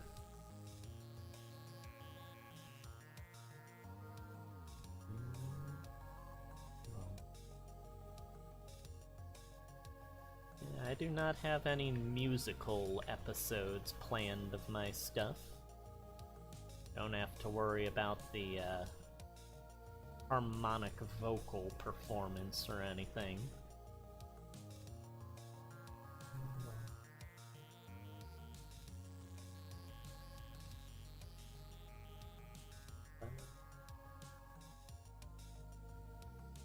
Let us switch up the music, because we've been listening to this for quite a bit. Yeah. Oh, the X-Files theme. Why do I have that?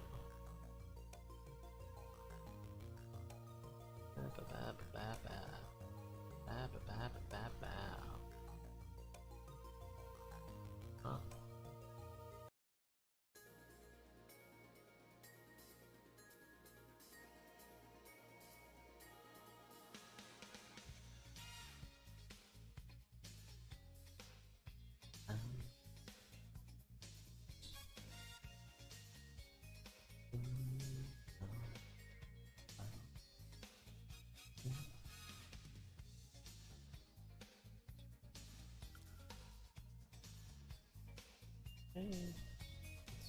Let's raise the audio to that. Alright.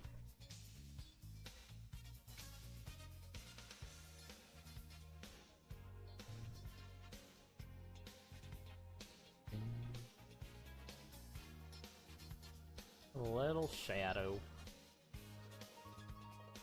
King Shadow, Shadow the Hedgehog, and Little Shadow.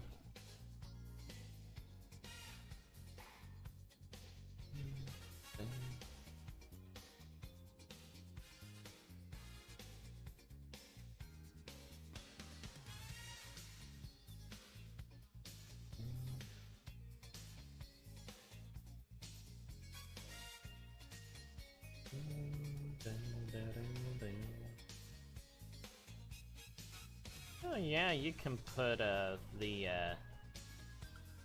Doko's comics in. That'd be fine. I did, after all, put Shadow in the comics of my stuff.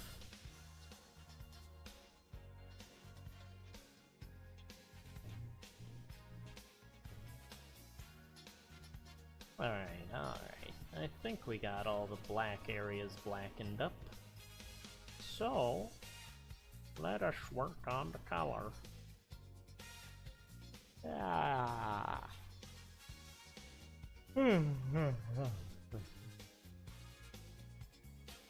Incremental. Brush. Brush. Untitled. Basic dynamics, basic dynamics.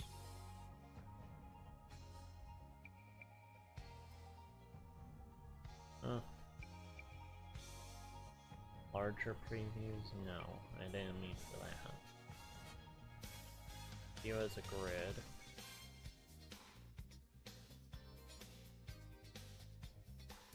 Oh, okay. I didn't mean to do that.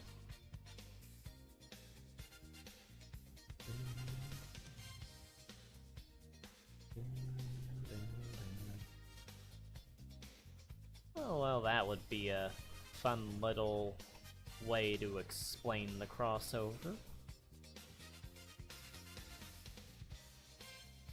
It gives a lot more thought to it than a certain series would. Oh, I have this on incremental? Okay, we'll take it off incremental. I don't need it solid blue. Takes away from the physical mess up that a drawing can do and the more gritty feel you can get from that for a doodle.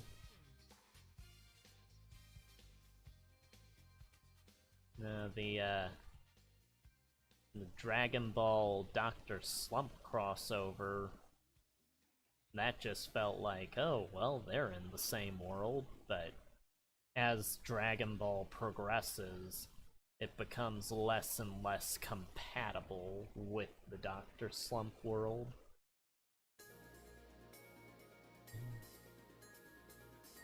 But that, the crossover is still obviously canon to Dragon Ball, since that's what part of the Red Ribbon saga is.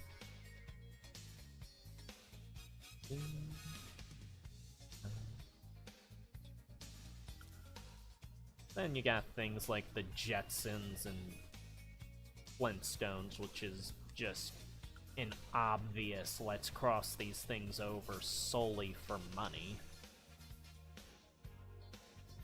Not necessarily a good crossover, just one that, oh, we got these characters, they're popular, let's do it.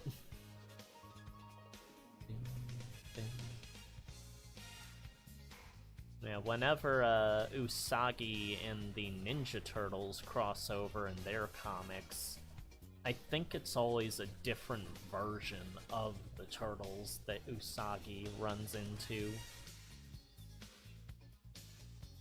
So it's like each continuity's Turtles getting their chance in Usagi's stuff.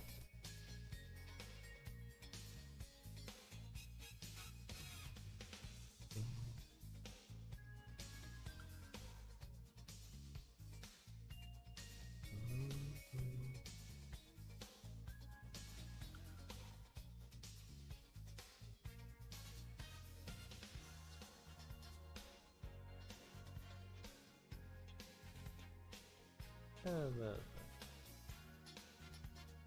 lot of video games seem to color things with evil influence in them in the 80s and stuff blue. Like, you got the enemies from Mother and Porky getting bluer as the game goes along. Then you got Ganon. Blue always seemed to be a way to indicate some alien bizarreness to the character. Something is just not quite right about them. But then you got Mega Man. He's blue and he's good.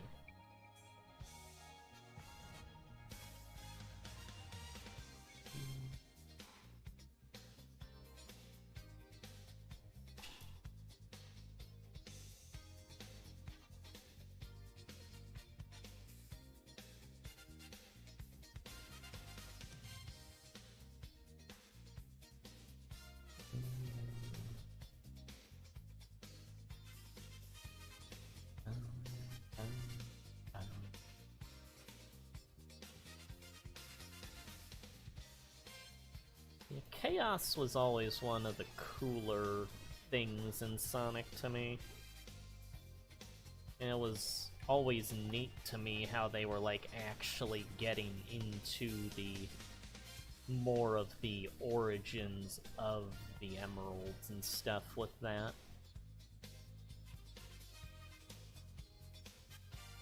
Really solidifying how everything happened in the ancient stuff. And then extrapolating off of that, you got Gerald Robotnik's research of the ancient echidnas and his artificial chaoses and everything.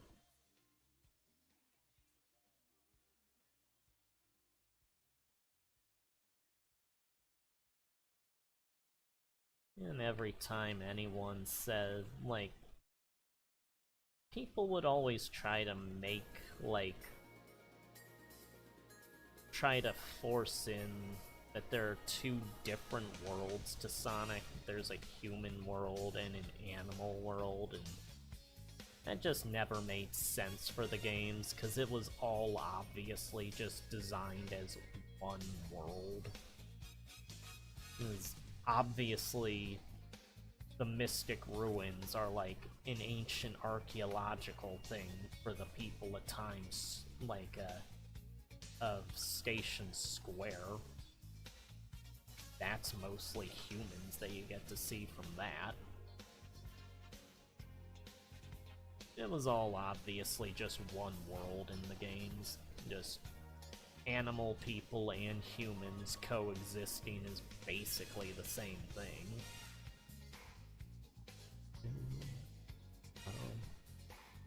And Eggman being the guy that tries to take over everything, as always.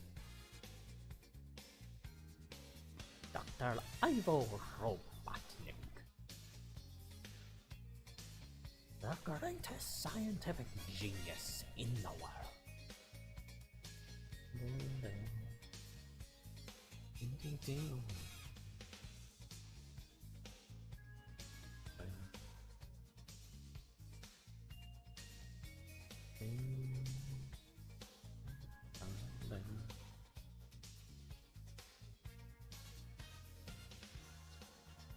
Yeah, I was working on stuff of a Shadow the Hedgehog Project Shadow fan game years ago.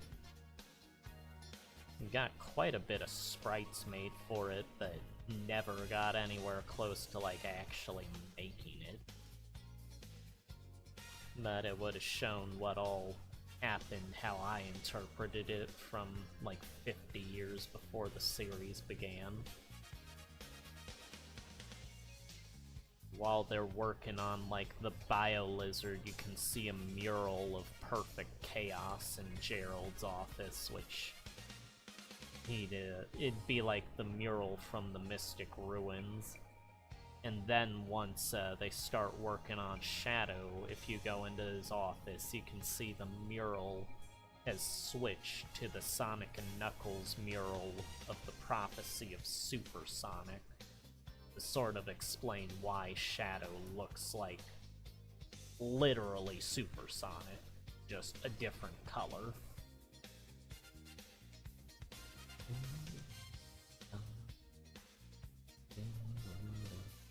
That's how I always thought of it, was, well, he obviously based everything on the ancient echidnas, so BioLizard was probably based on the lizard-like deity, which is Chaos, and then Shadow's probably based on Supersonic, since there's a mural of him too, and he literally looks like Supersonic.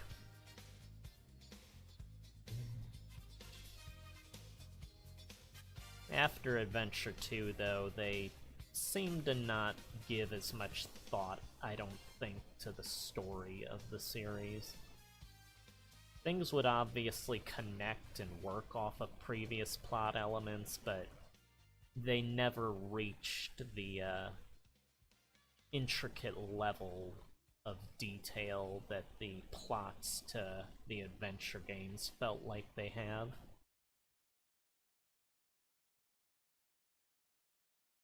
Well, I would love to work on that fan game. I just gotta have the time to do it, and the resources and stuff. Gotta build up to that point of having the luxury to work on everything I want to. The gameplay would have sort of been open world, I guess, Sonic game, because it'd be like all of Ark would be... You could go to any part of Ark if you could, like, figure it out. But whenever you were, like, in a story part, certain areas of Ark would act as, like, levels that you would play through, and depending on what part of the story you're at, the levels would be changed to suit, like, what's going on in the story. Of course, there'd be parts that you couldn't get to until certain events happened and stuff, but... yeah, you wouldn't get to play as Shadow until, like, the very end of the game. It starts out when Maria comes to the station after she's been diagnosed with her terminal illness. And after that is when Gerald decides to give in and work on Project Shadow to try and save her. Maria would be the first character you play as, trying to... The gun commander as a kid is going around causing mischief with a, like, gun beetle robot he's modified to ride around in. You'd be trying to stop him. Over the years that the game would take place, you'd play as different characters. You'd be able to play as Maria, and the gun commander you'd get to play as, I think, a couple of times. He'd end up being... You'd play as him when the Black Arms are making a deal with Gerald, because secretly behind the scenes, Black Doom is having forces infiltrate Ark, and you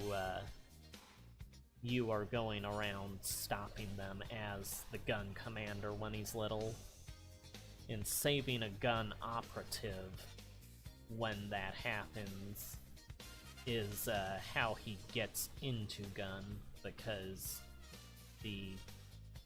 when they're evacuating civilians when the Ark is getting shut down a week later, like, before the Ark gets shut down, they do the evacuation process, the gun operative is able to, like, his parents are able to make a deal with the gun operative because of that. And so he's able to get off of Ark that way, but his parents aren't, which is why they are dead in the canon stuff. And then you can play as Professor Pickle, a young Professor Pickle at one part, because he's redoing, like, research on Ark. Because it was, like, a research of different, like, various different scientists, but over the years, more and more funding just goes to Project Shadow, which cancels out other projects, and the Professor Pickles got this, like, device that looks like what, the, Solaris was being held in '06 before it was split into Mephiles and Iblis. And it's implied that that design was gotten by the research staff in Soliana from Professor Pickle when he was using it. He's, like, contained this dark energy, which he's researching, which is, Gaia. Dark Gaia energy. That causes a little outbreak later that has to be taken care of. That type of stuff. There'd be, like, 6 or 7 characters you'd have gotten to play as. You'd be, an animal person that starts out as a gun operative but switches to being a security operative for Project Shadow. He ends up stopping the Gizoid, Emerald, when the gun tries to reprogram him and he goes on his rampage. Ark has a lot of areas you can go to in the game. It has, like, relaxation areas and stuff. All sorts of different festivities to participate in, but after the Gizoids attack, most of that stuff gets destroyed. So that's, like, the explanation for, like, why parts of Ark are in ruin and stuff during the modern times. And, yeah. It's got a lot of things that would give hints to what happens in the actual games. And like everything I do, it's got too much thought put into it. It's a big, big project. Yeah, the final level would be playing as Maria or Shadow if you unlocked him for the final levels, and it would be basically the Doom level from Shadow the Hedgehog.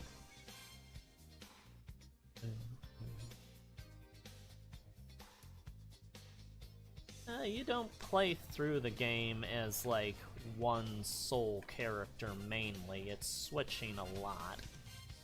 At the earlier parts, it's more often Maria, but even then, you're still switching between her and, like, the gun commander when he's little, and, Professor Pickle and stuff. And as the years go on, it gets more complex, all the characters you play as in the ongoing story. And if you beat the game the first time you beat it, you will hear an echoey voice going, "Find the computer room."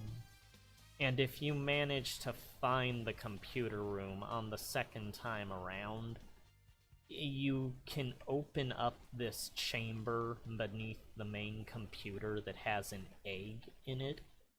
And if you keep going back to it and, like, taking care of it, it will eventually hatch into a Vector Chow, who you can have tag along like Cream in, like, Advance, and use Vector's abilities to just destroy enemies with and stuff. Figured that would be a cute little unlockable.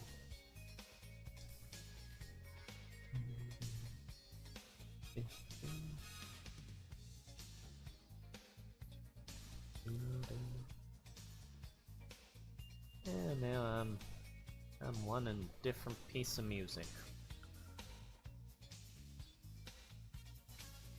Ah. Ugh.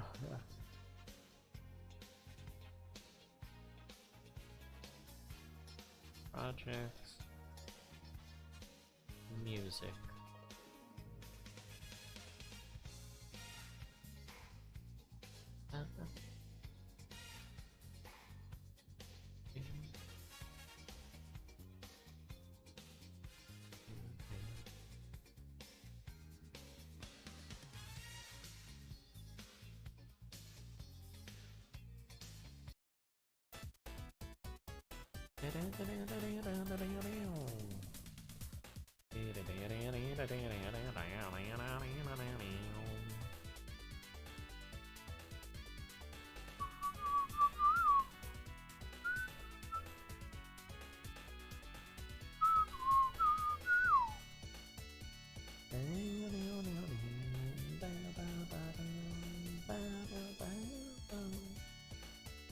Yeah, I'll put up the sprites and concept art and stuff of the Shadow fan game later on the Discord. Obviously, it's already on DeviantArt.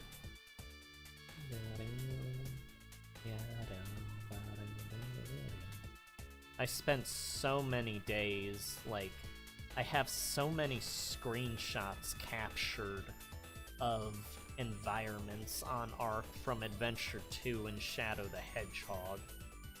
And I'd spend so many days back then just trying to recreate those environments in 2D sprites and stuff.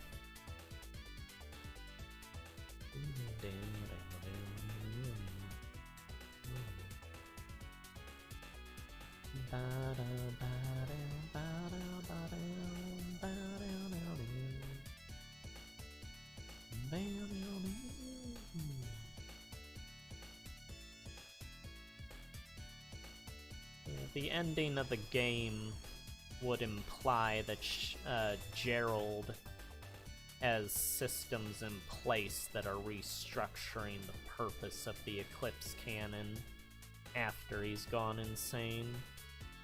And Gunn takes him up there because they don't know themselves how to properly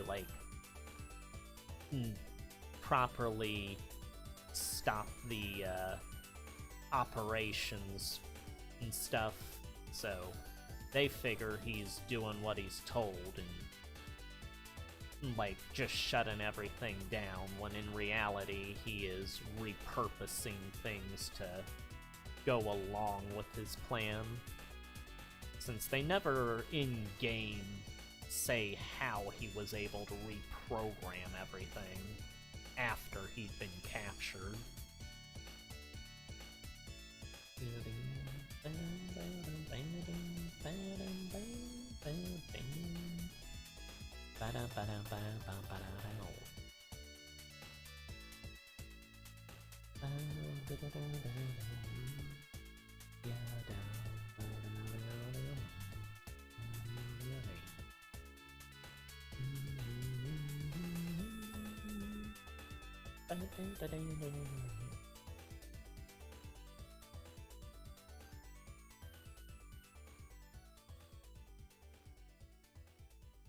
Oh, there goes the bonus theme.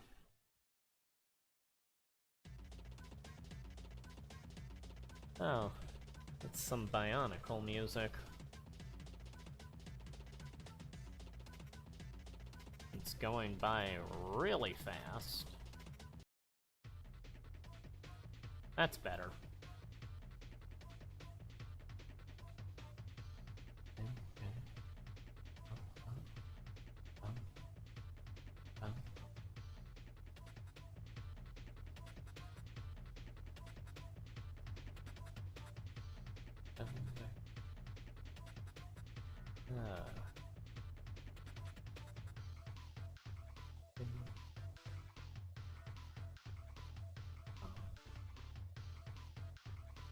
Well, now that I'm listening to Bionicle, I Kinda wish I had made Makuta on here or something.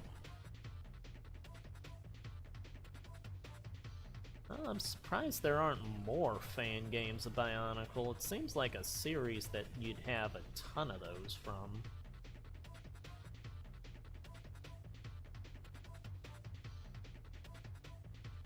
I'm surprised that they're allowed to release fan games on Steam. I thought that Steam was like for official games of things. I'd assume that would be more in copyright territory with a fan game.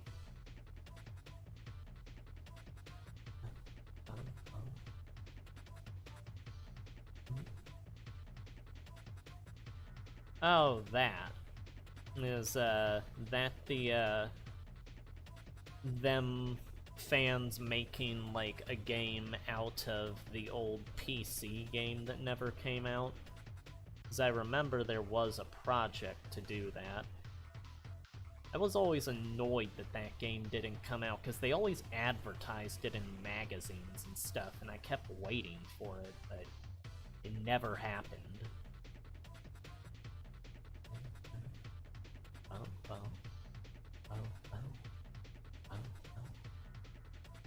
Oh well, I guess that provides good hope for my Shadow the Hedgehog fan game then.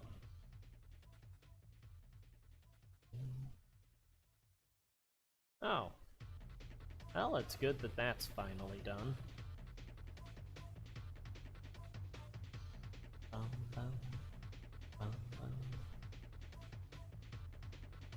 Yeah, I've wanted to do a Bionicle comic every so often, but all of my stuff I work on always gets in the way of that.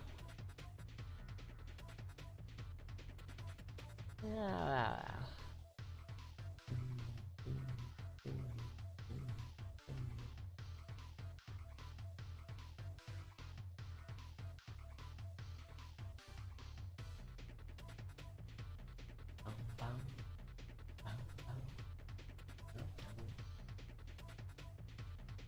Yeah, I remember back when Throwbots were around, I would play the Flash game they had of them before Bionicle came out. Mainly played Scuba on that, the blue one.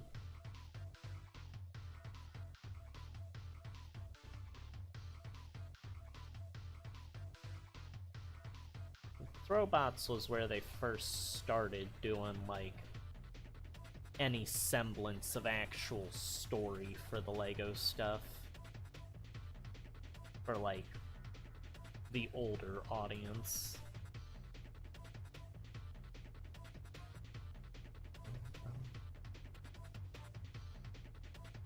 All of that Technic stuff before Bionicle was obviously prototype Bionicle. Basically had the same plot, but more simplistic and in different ways.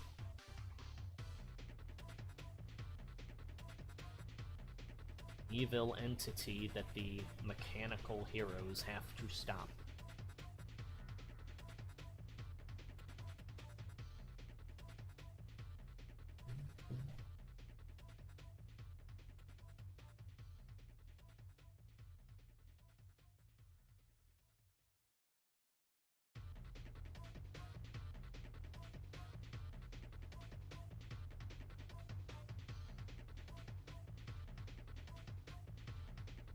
Yeah. Oh, I messed that up.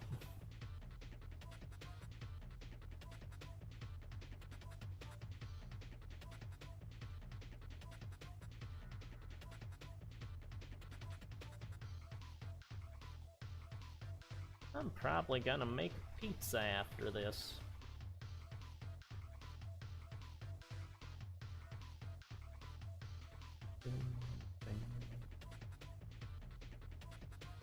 Well, Takanuva was going to be in the second movie, I think.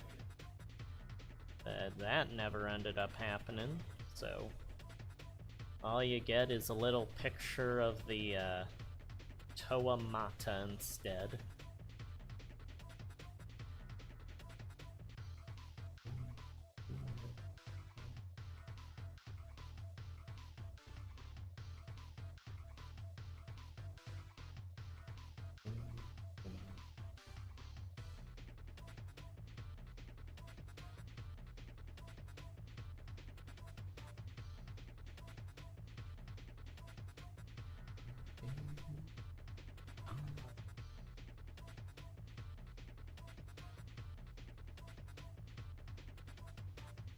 Moyado.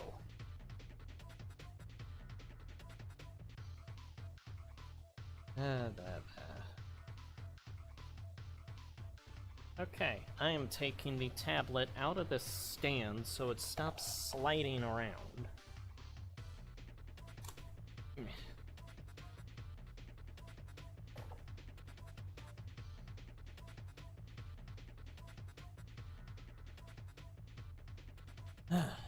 There we go. Nice and sturdy.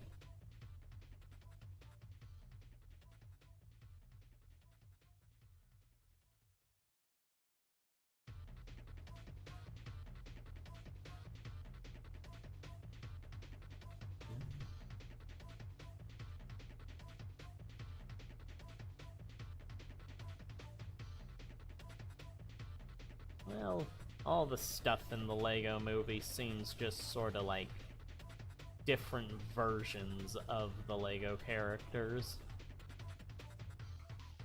Obviously, in their own series, all of the Lego characters wouldn't be acting like they're all in the same realm of being able to contact each other and stuff.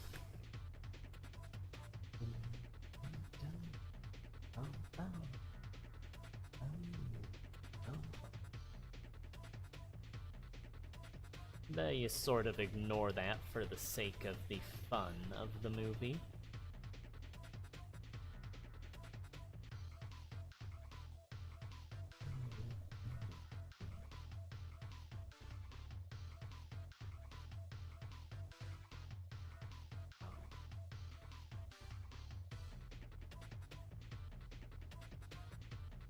Yeah, all the Technic stuff's a bit bigger than normal Lego characters. Although, if I remember right, the concept art with Takanuva had him being just slightly taller than the normal Lego characters.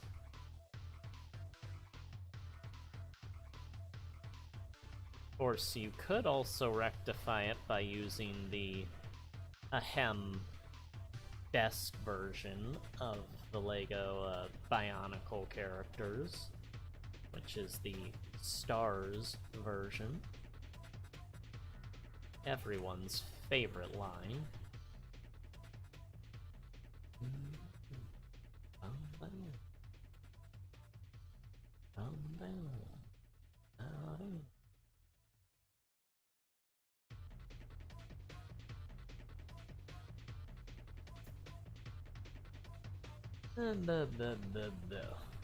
Okay, we got 2 of those colored. No, well, we got 2 characters colored. I just realized Lester is still uncolored mostly.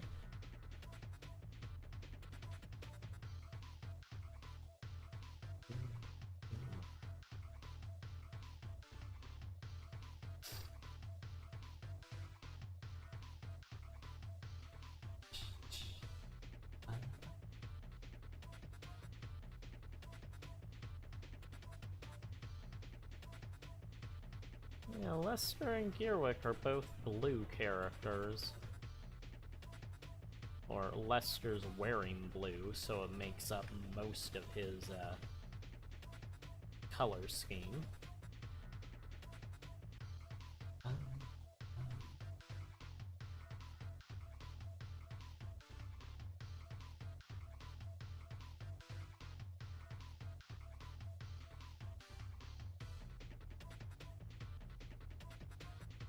Oh, ow, ow.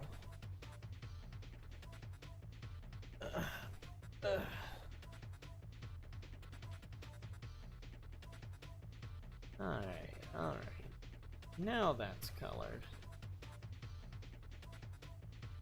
Do I dare color this? Do I even know what I want to color this like? Not really, but I'll give it a shot. And I'll give it a shot to change this music that is just going on and on and on.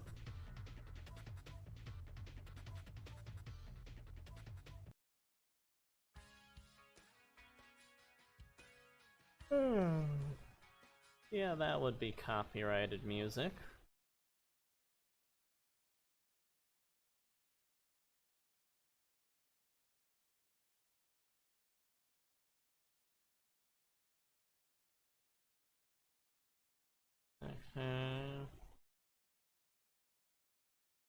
Large icons.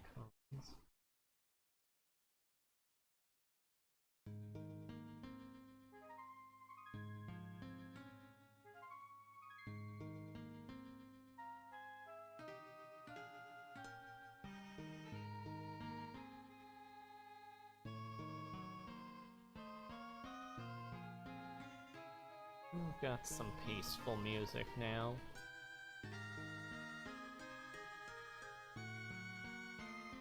Well, I would take the color suggestions into consideration if this weren't a character that was made out of two characters already existing. I have to keep their colors in mind when doing the combination character. So, first off, what I know I want is the gray for the Bumblebee face. When he's an Autobot, he has a white face, which is more like the G1 coloring. But when he's a Maximal, he has the gray, like the animated version. And then since Sari...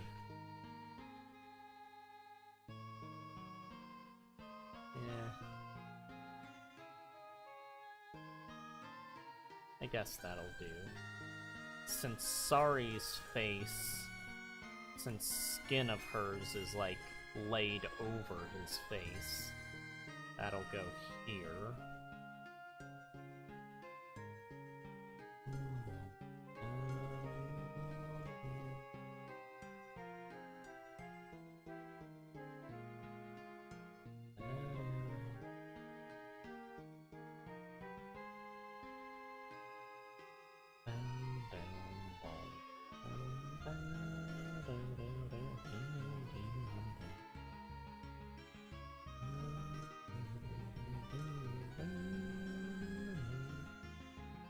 Then we want a darker gray. Or wait. No, I think...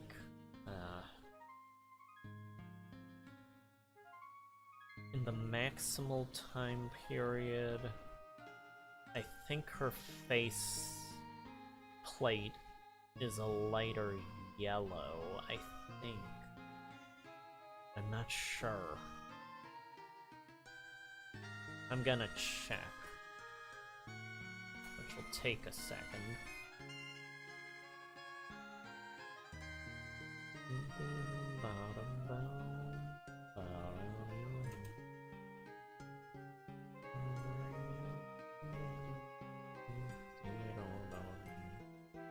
Yeah, it's a light yellow. Okay, and I guess so I have a reference. I'll just take this, paste it on a separate layer.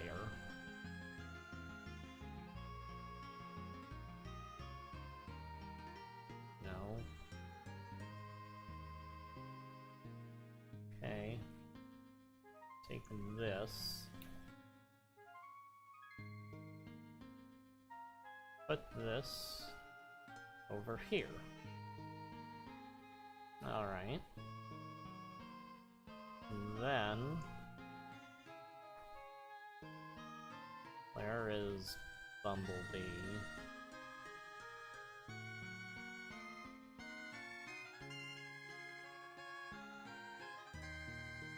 Okay, take this. Grab that. Put that Here.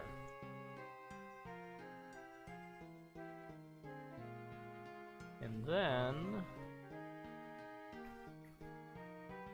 there's another. Yeah, because that's not the coloring of the eye I normally use for him. And that was back when I was doing the earlier concepts of his maximal form. Okay. That is gigantic. So, let us shrink it. Just put it along the side to have an idea. Oh dear. Is this going to destroy program? Well, it's frozen. Okay. It didn't crash. Alright. There we go. A bunch of bumblebees and saris. Work as reference. Okay. So, may have to draw from now on when I do future Sari the lines here for the face mask, since she doesn't have them there.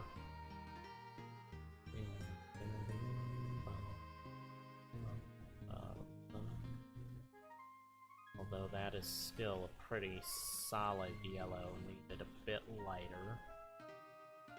Just color it a bit lighter.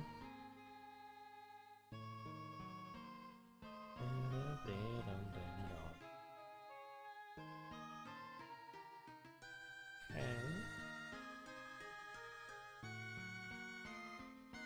Then Bumblebee's leg is black there. So, black will go with the dark blue.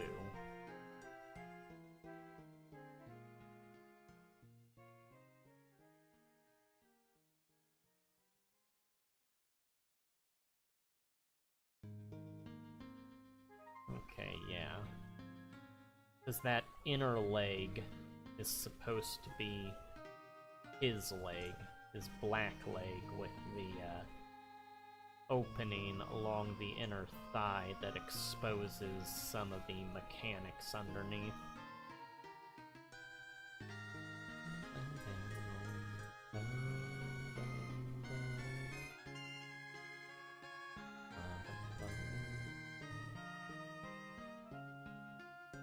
Yeah, and during the combining process, his bumblebee chest plate there gets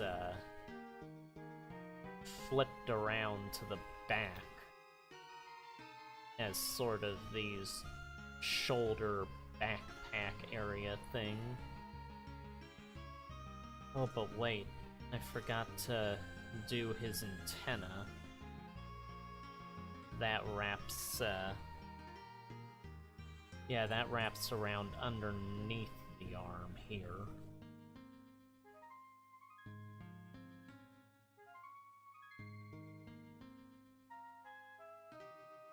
Okay. Yeah, I spent like an hour or so trying to figure out where all the different pieces between their bodies would go on this.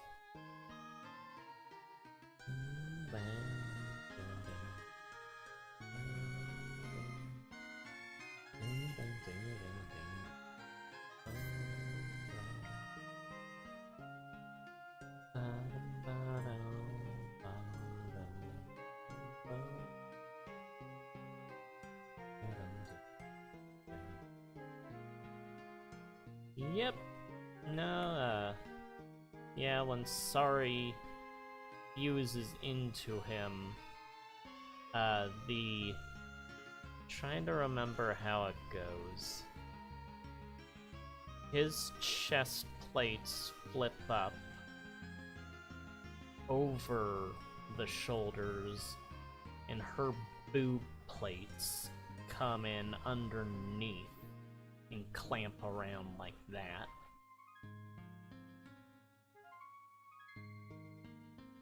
Yeah, it's a bit of confusion as to what exactly the gender of this thing is. But such aspects are secondary concerns when in the face of death, so... sort of... sense of survival at that time.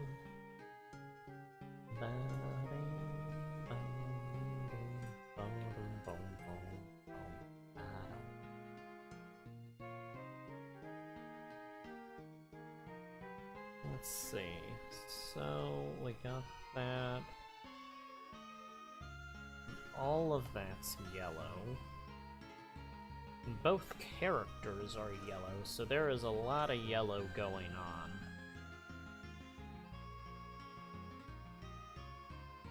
No. Okay.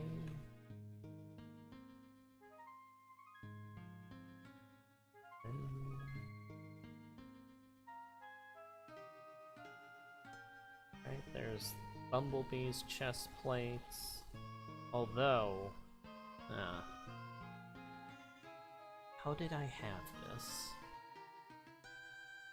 Okay.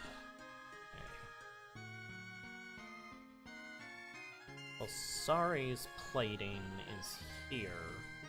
That's for sure dark yellow-orange, along with the boobs.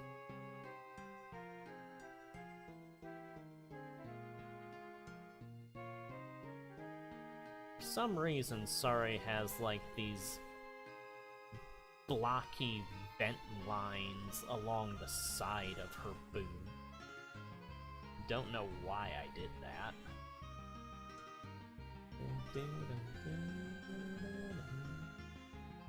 It was just trying to come up with a cool look to differentiate her from her younger or young adult, teenage-ish self.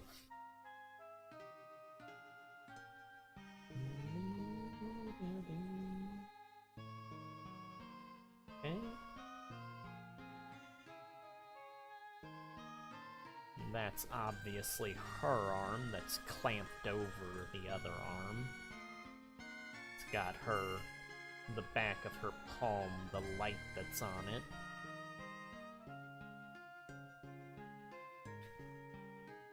This is her foot, but that's her human or human mode foot, which is a lighter yellow. Let's just get all the darker yellow stuff first. Her helmet.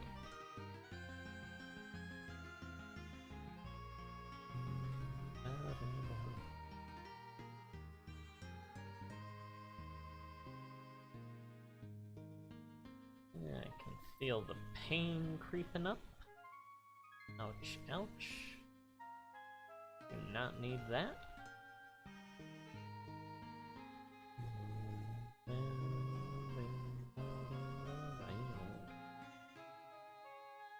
I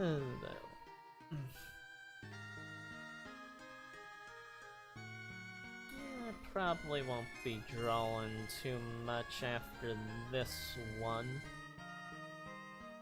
This'll be the last coloring I do. Just a bit of strain on the body right now, apparently. Okay. Well, let's see.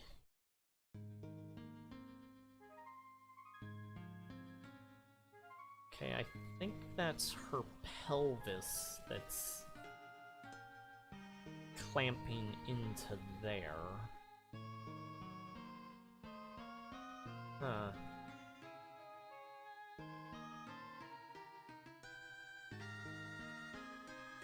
Okay.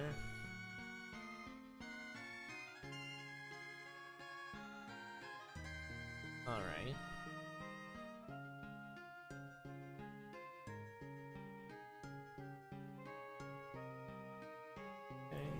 Okay. I can't remember. I think... Was this skin of hers, or is that Bumblebee's chin when his helmet's off? Because his chin when the helmet's off is like that. But then Sari also has the metal end of the chin when she's in her human form in that time period. I'll leave that for as we go. Now let's see here. Okay. I'm going to assume that this is the kneecap of Sari's.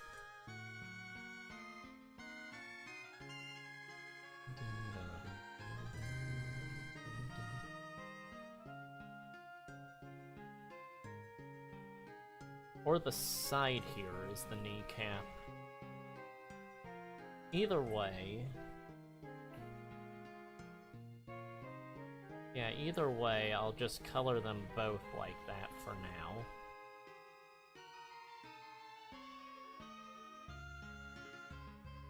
Or one of these might be... No. No. Or did I... what did I do? Cause that could be Bumblebee's foot, but with the toes of her human form foot coming up over it. Okay. These are the hassles of figuring out a combined character, and then on top of that trying to make it look good and not just like a mishmash of things. Okay, I'll get to the lit up areas. That's too blue. I need it lighter. That's better. And then I'm gonna have it like Bumblebee's eyes. Because if Sari's eyes are showing, they're the ones that are up here.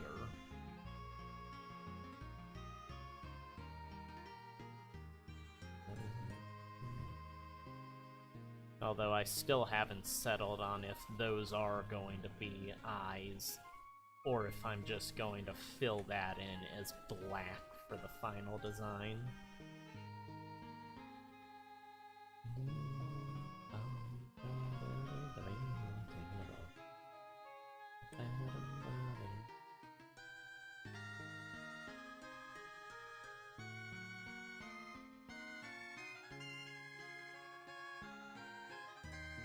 Okay.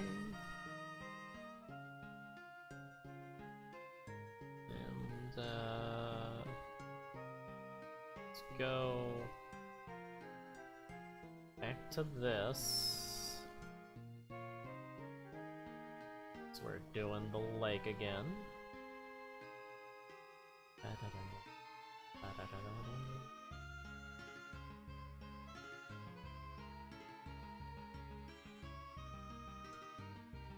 Alright. Yeah, this character is it's got Bumblebee's shocking abilities, but amped up quite a bit. And I guess with everything else around it, I'm going to make this black so that it stands out as Bumblebee's foot instead of making it yellow like everything else around it. It'll just have the toes of Sari's normal shoe going up over his foot.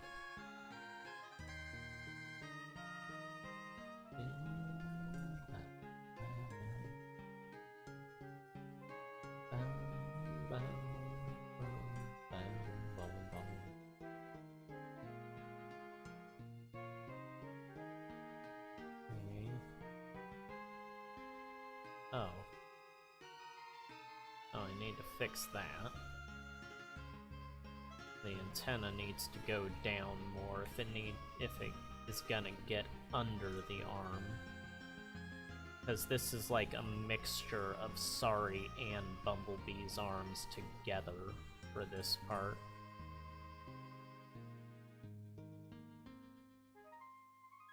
Because you can't see it normally, but Bumblebee, beneath his jacket, his arms are like the legs, where they're like this exposed machinery, it looks like, beneath the black skin.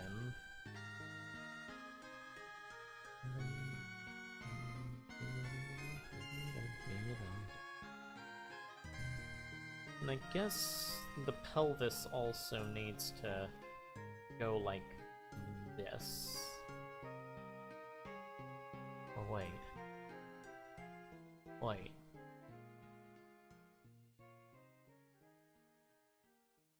Yeah, that's supposed to be Bumblebee's pelvis there, so that's right. But it needs to wrap around more, so that the other pelvis is fitting inside of it. Okay.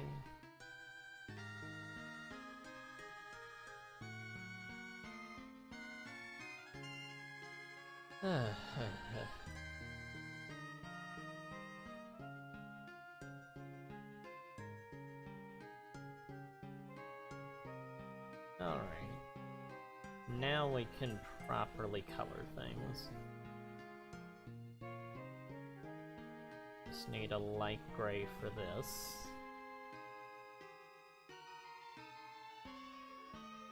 It's supposed to be the same, like, color as his face. The, inner exposed machinery type areas.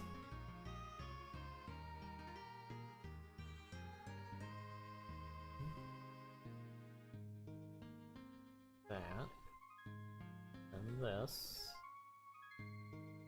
I think we got all of his inner areas colored. And then this is going to be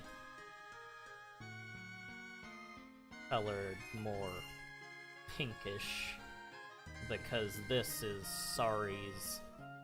It's underneath her skin. It's like slabs of muscle that have worked its way over Bumblebee's arm. Okay.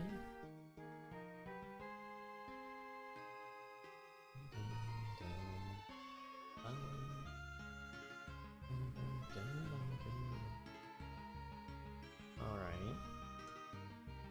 Now we want a lighter color for Sorry's other body parts. It's a similar color to her darker ones. Okay. That's Bumblebee. Bumblebee.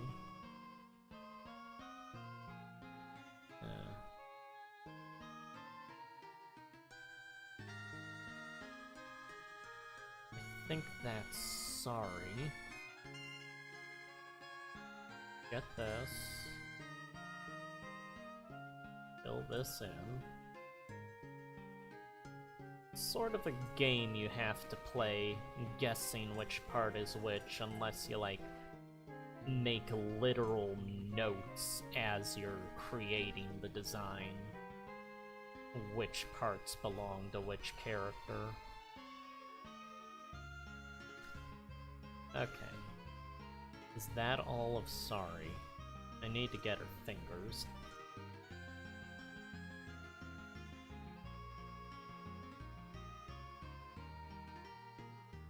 Okay.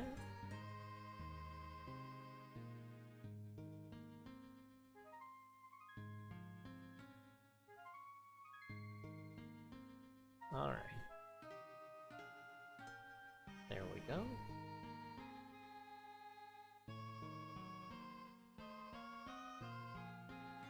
There we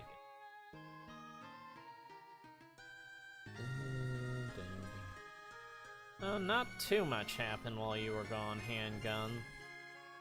These are all just from DeviantArt, is all these pictures. Oh right, and then her little structures that come off her backpack. Get this out of the way.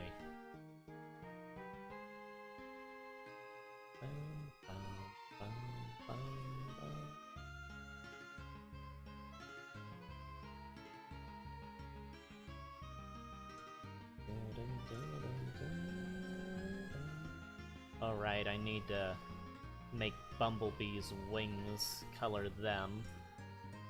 They're supposed to be the same color as, like, their eyes. Glowing and stuff.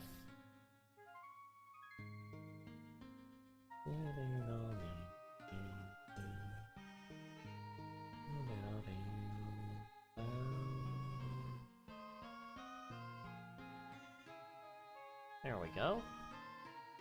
And now, for Bumblebee's yellows. I guess he'll be a lighter yellow than Sari's yellows.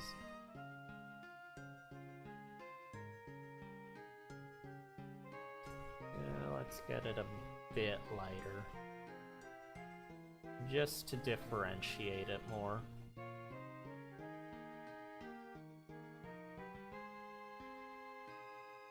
Oh.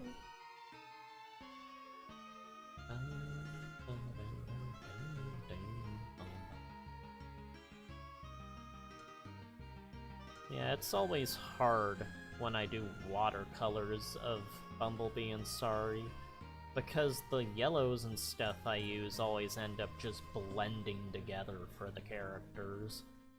It's hard to, like, differentiate between them when they're, like, in scene with each other.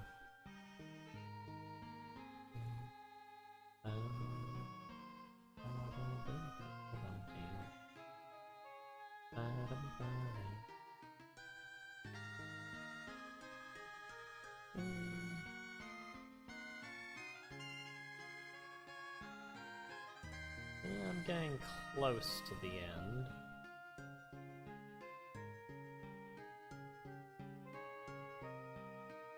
Alright. And let's get Sari's toes.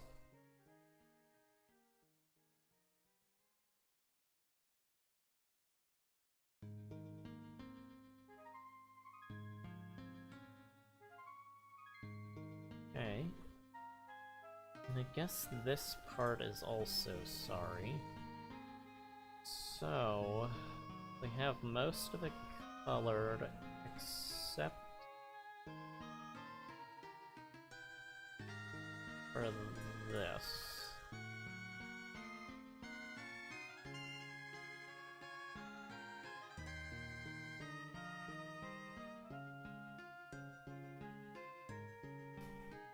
Yeah. Or should I just do it in black?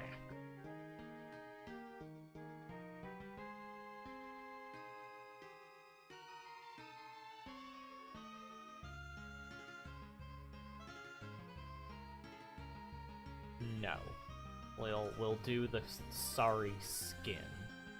I remember when I was making the character, I kept thinking, if this is the strips of her skin, her teeth might be coming down like that over his face. But then it just got really creepy, so I decided not to do that. But, let's give it a little glow to the lighted up bits.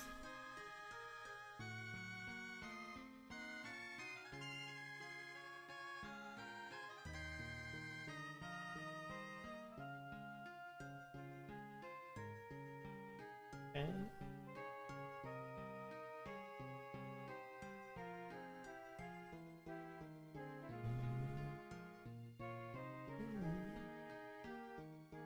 Yeah, I know that you would probably buy a toy of it if it looked like that handgun.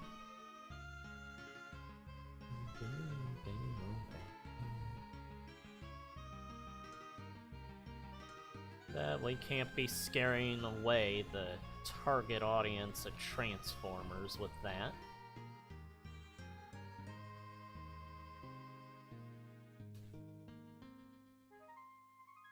And just some lighted up speed lines to show the effect of the wings acting as sort of a jetpack.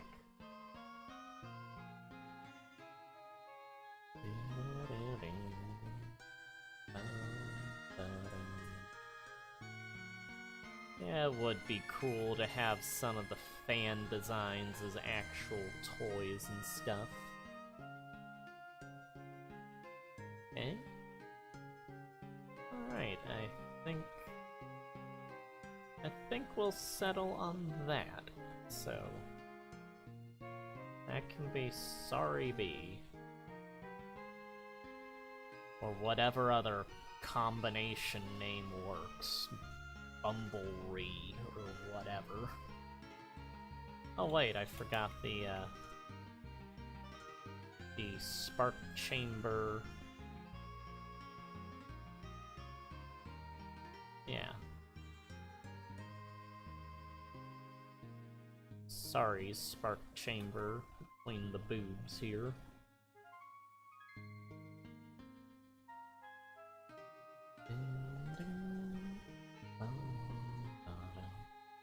Oh, that's awesome. It's always handy to know people that can make stuff.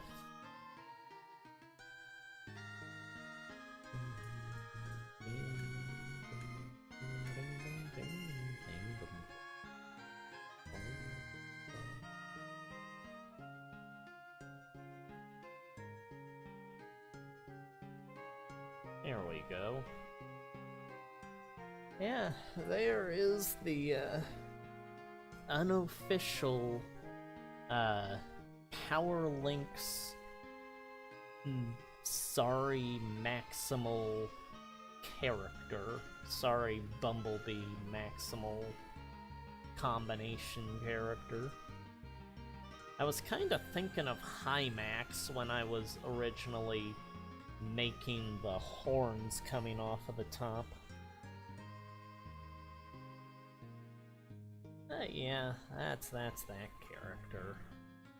I'm gonna connect the horns actually a tiny bit more here so it looks better. There we go. And maybe make the pupil a bit more narrowed.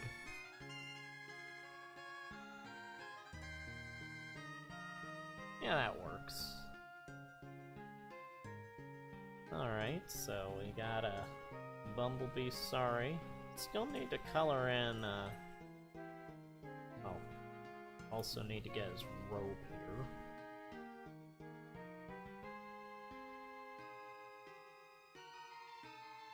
Let's color in the, jewel on his head.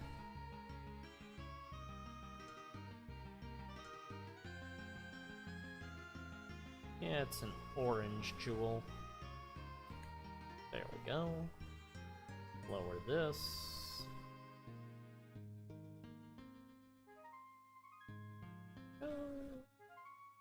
And get his tongue.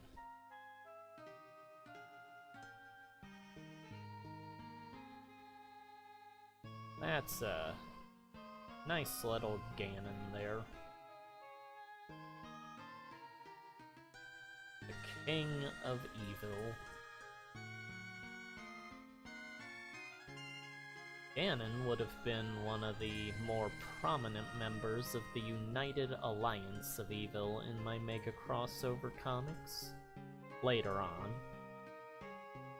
there'd be a part where Star and Marco try to fight him because he's like the main guy that's operating the forces of the United Alliance of Evil when they come to take over their world, but they pretty much just get batted away when they attack.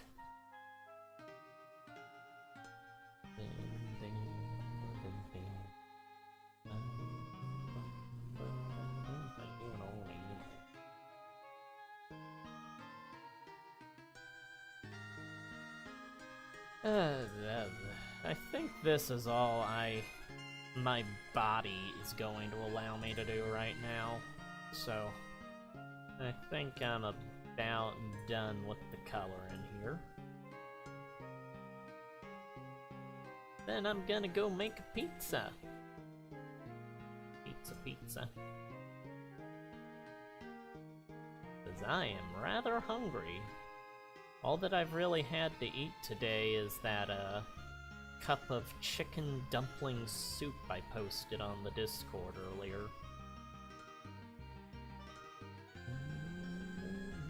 It was a nice cup, but it was just a cup, so it'll be nice to get a more proper meal.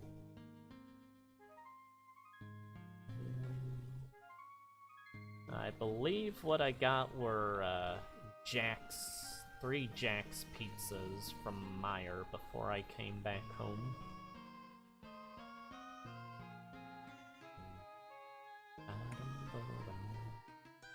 I don't think my dad liked Jack's, but I just go with what's cheapest and doesn't taste like cardboard, pretty much. I was always okay with Jack's.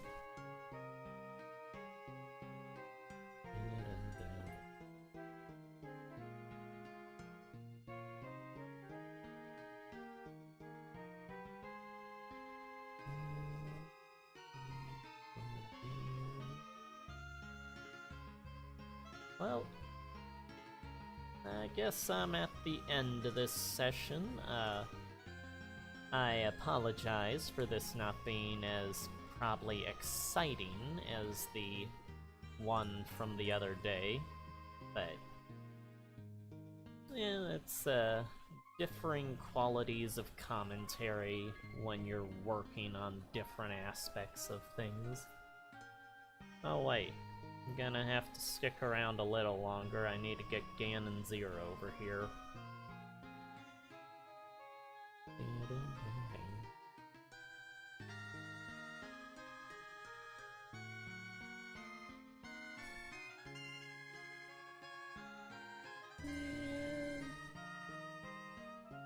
And that's his brow. Okay. Yep. Yeah, I think that'll do it then.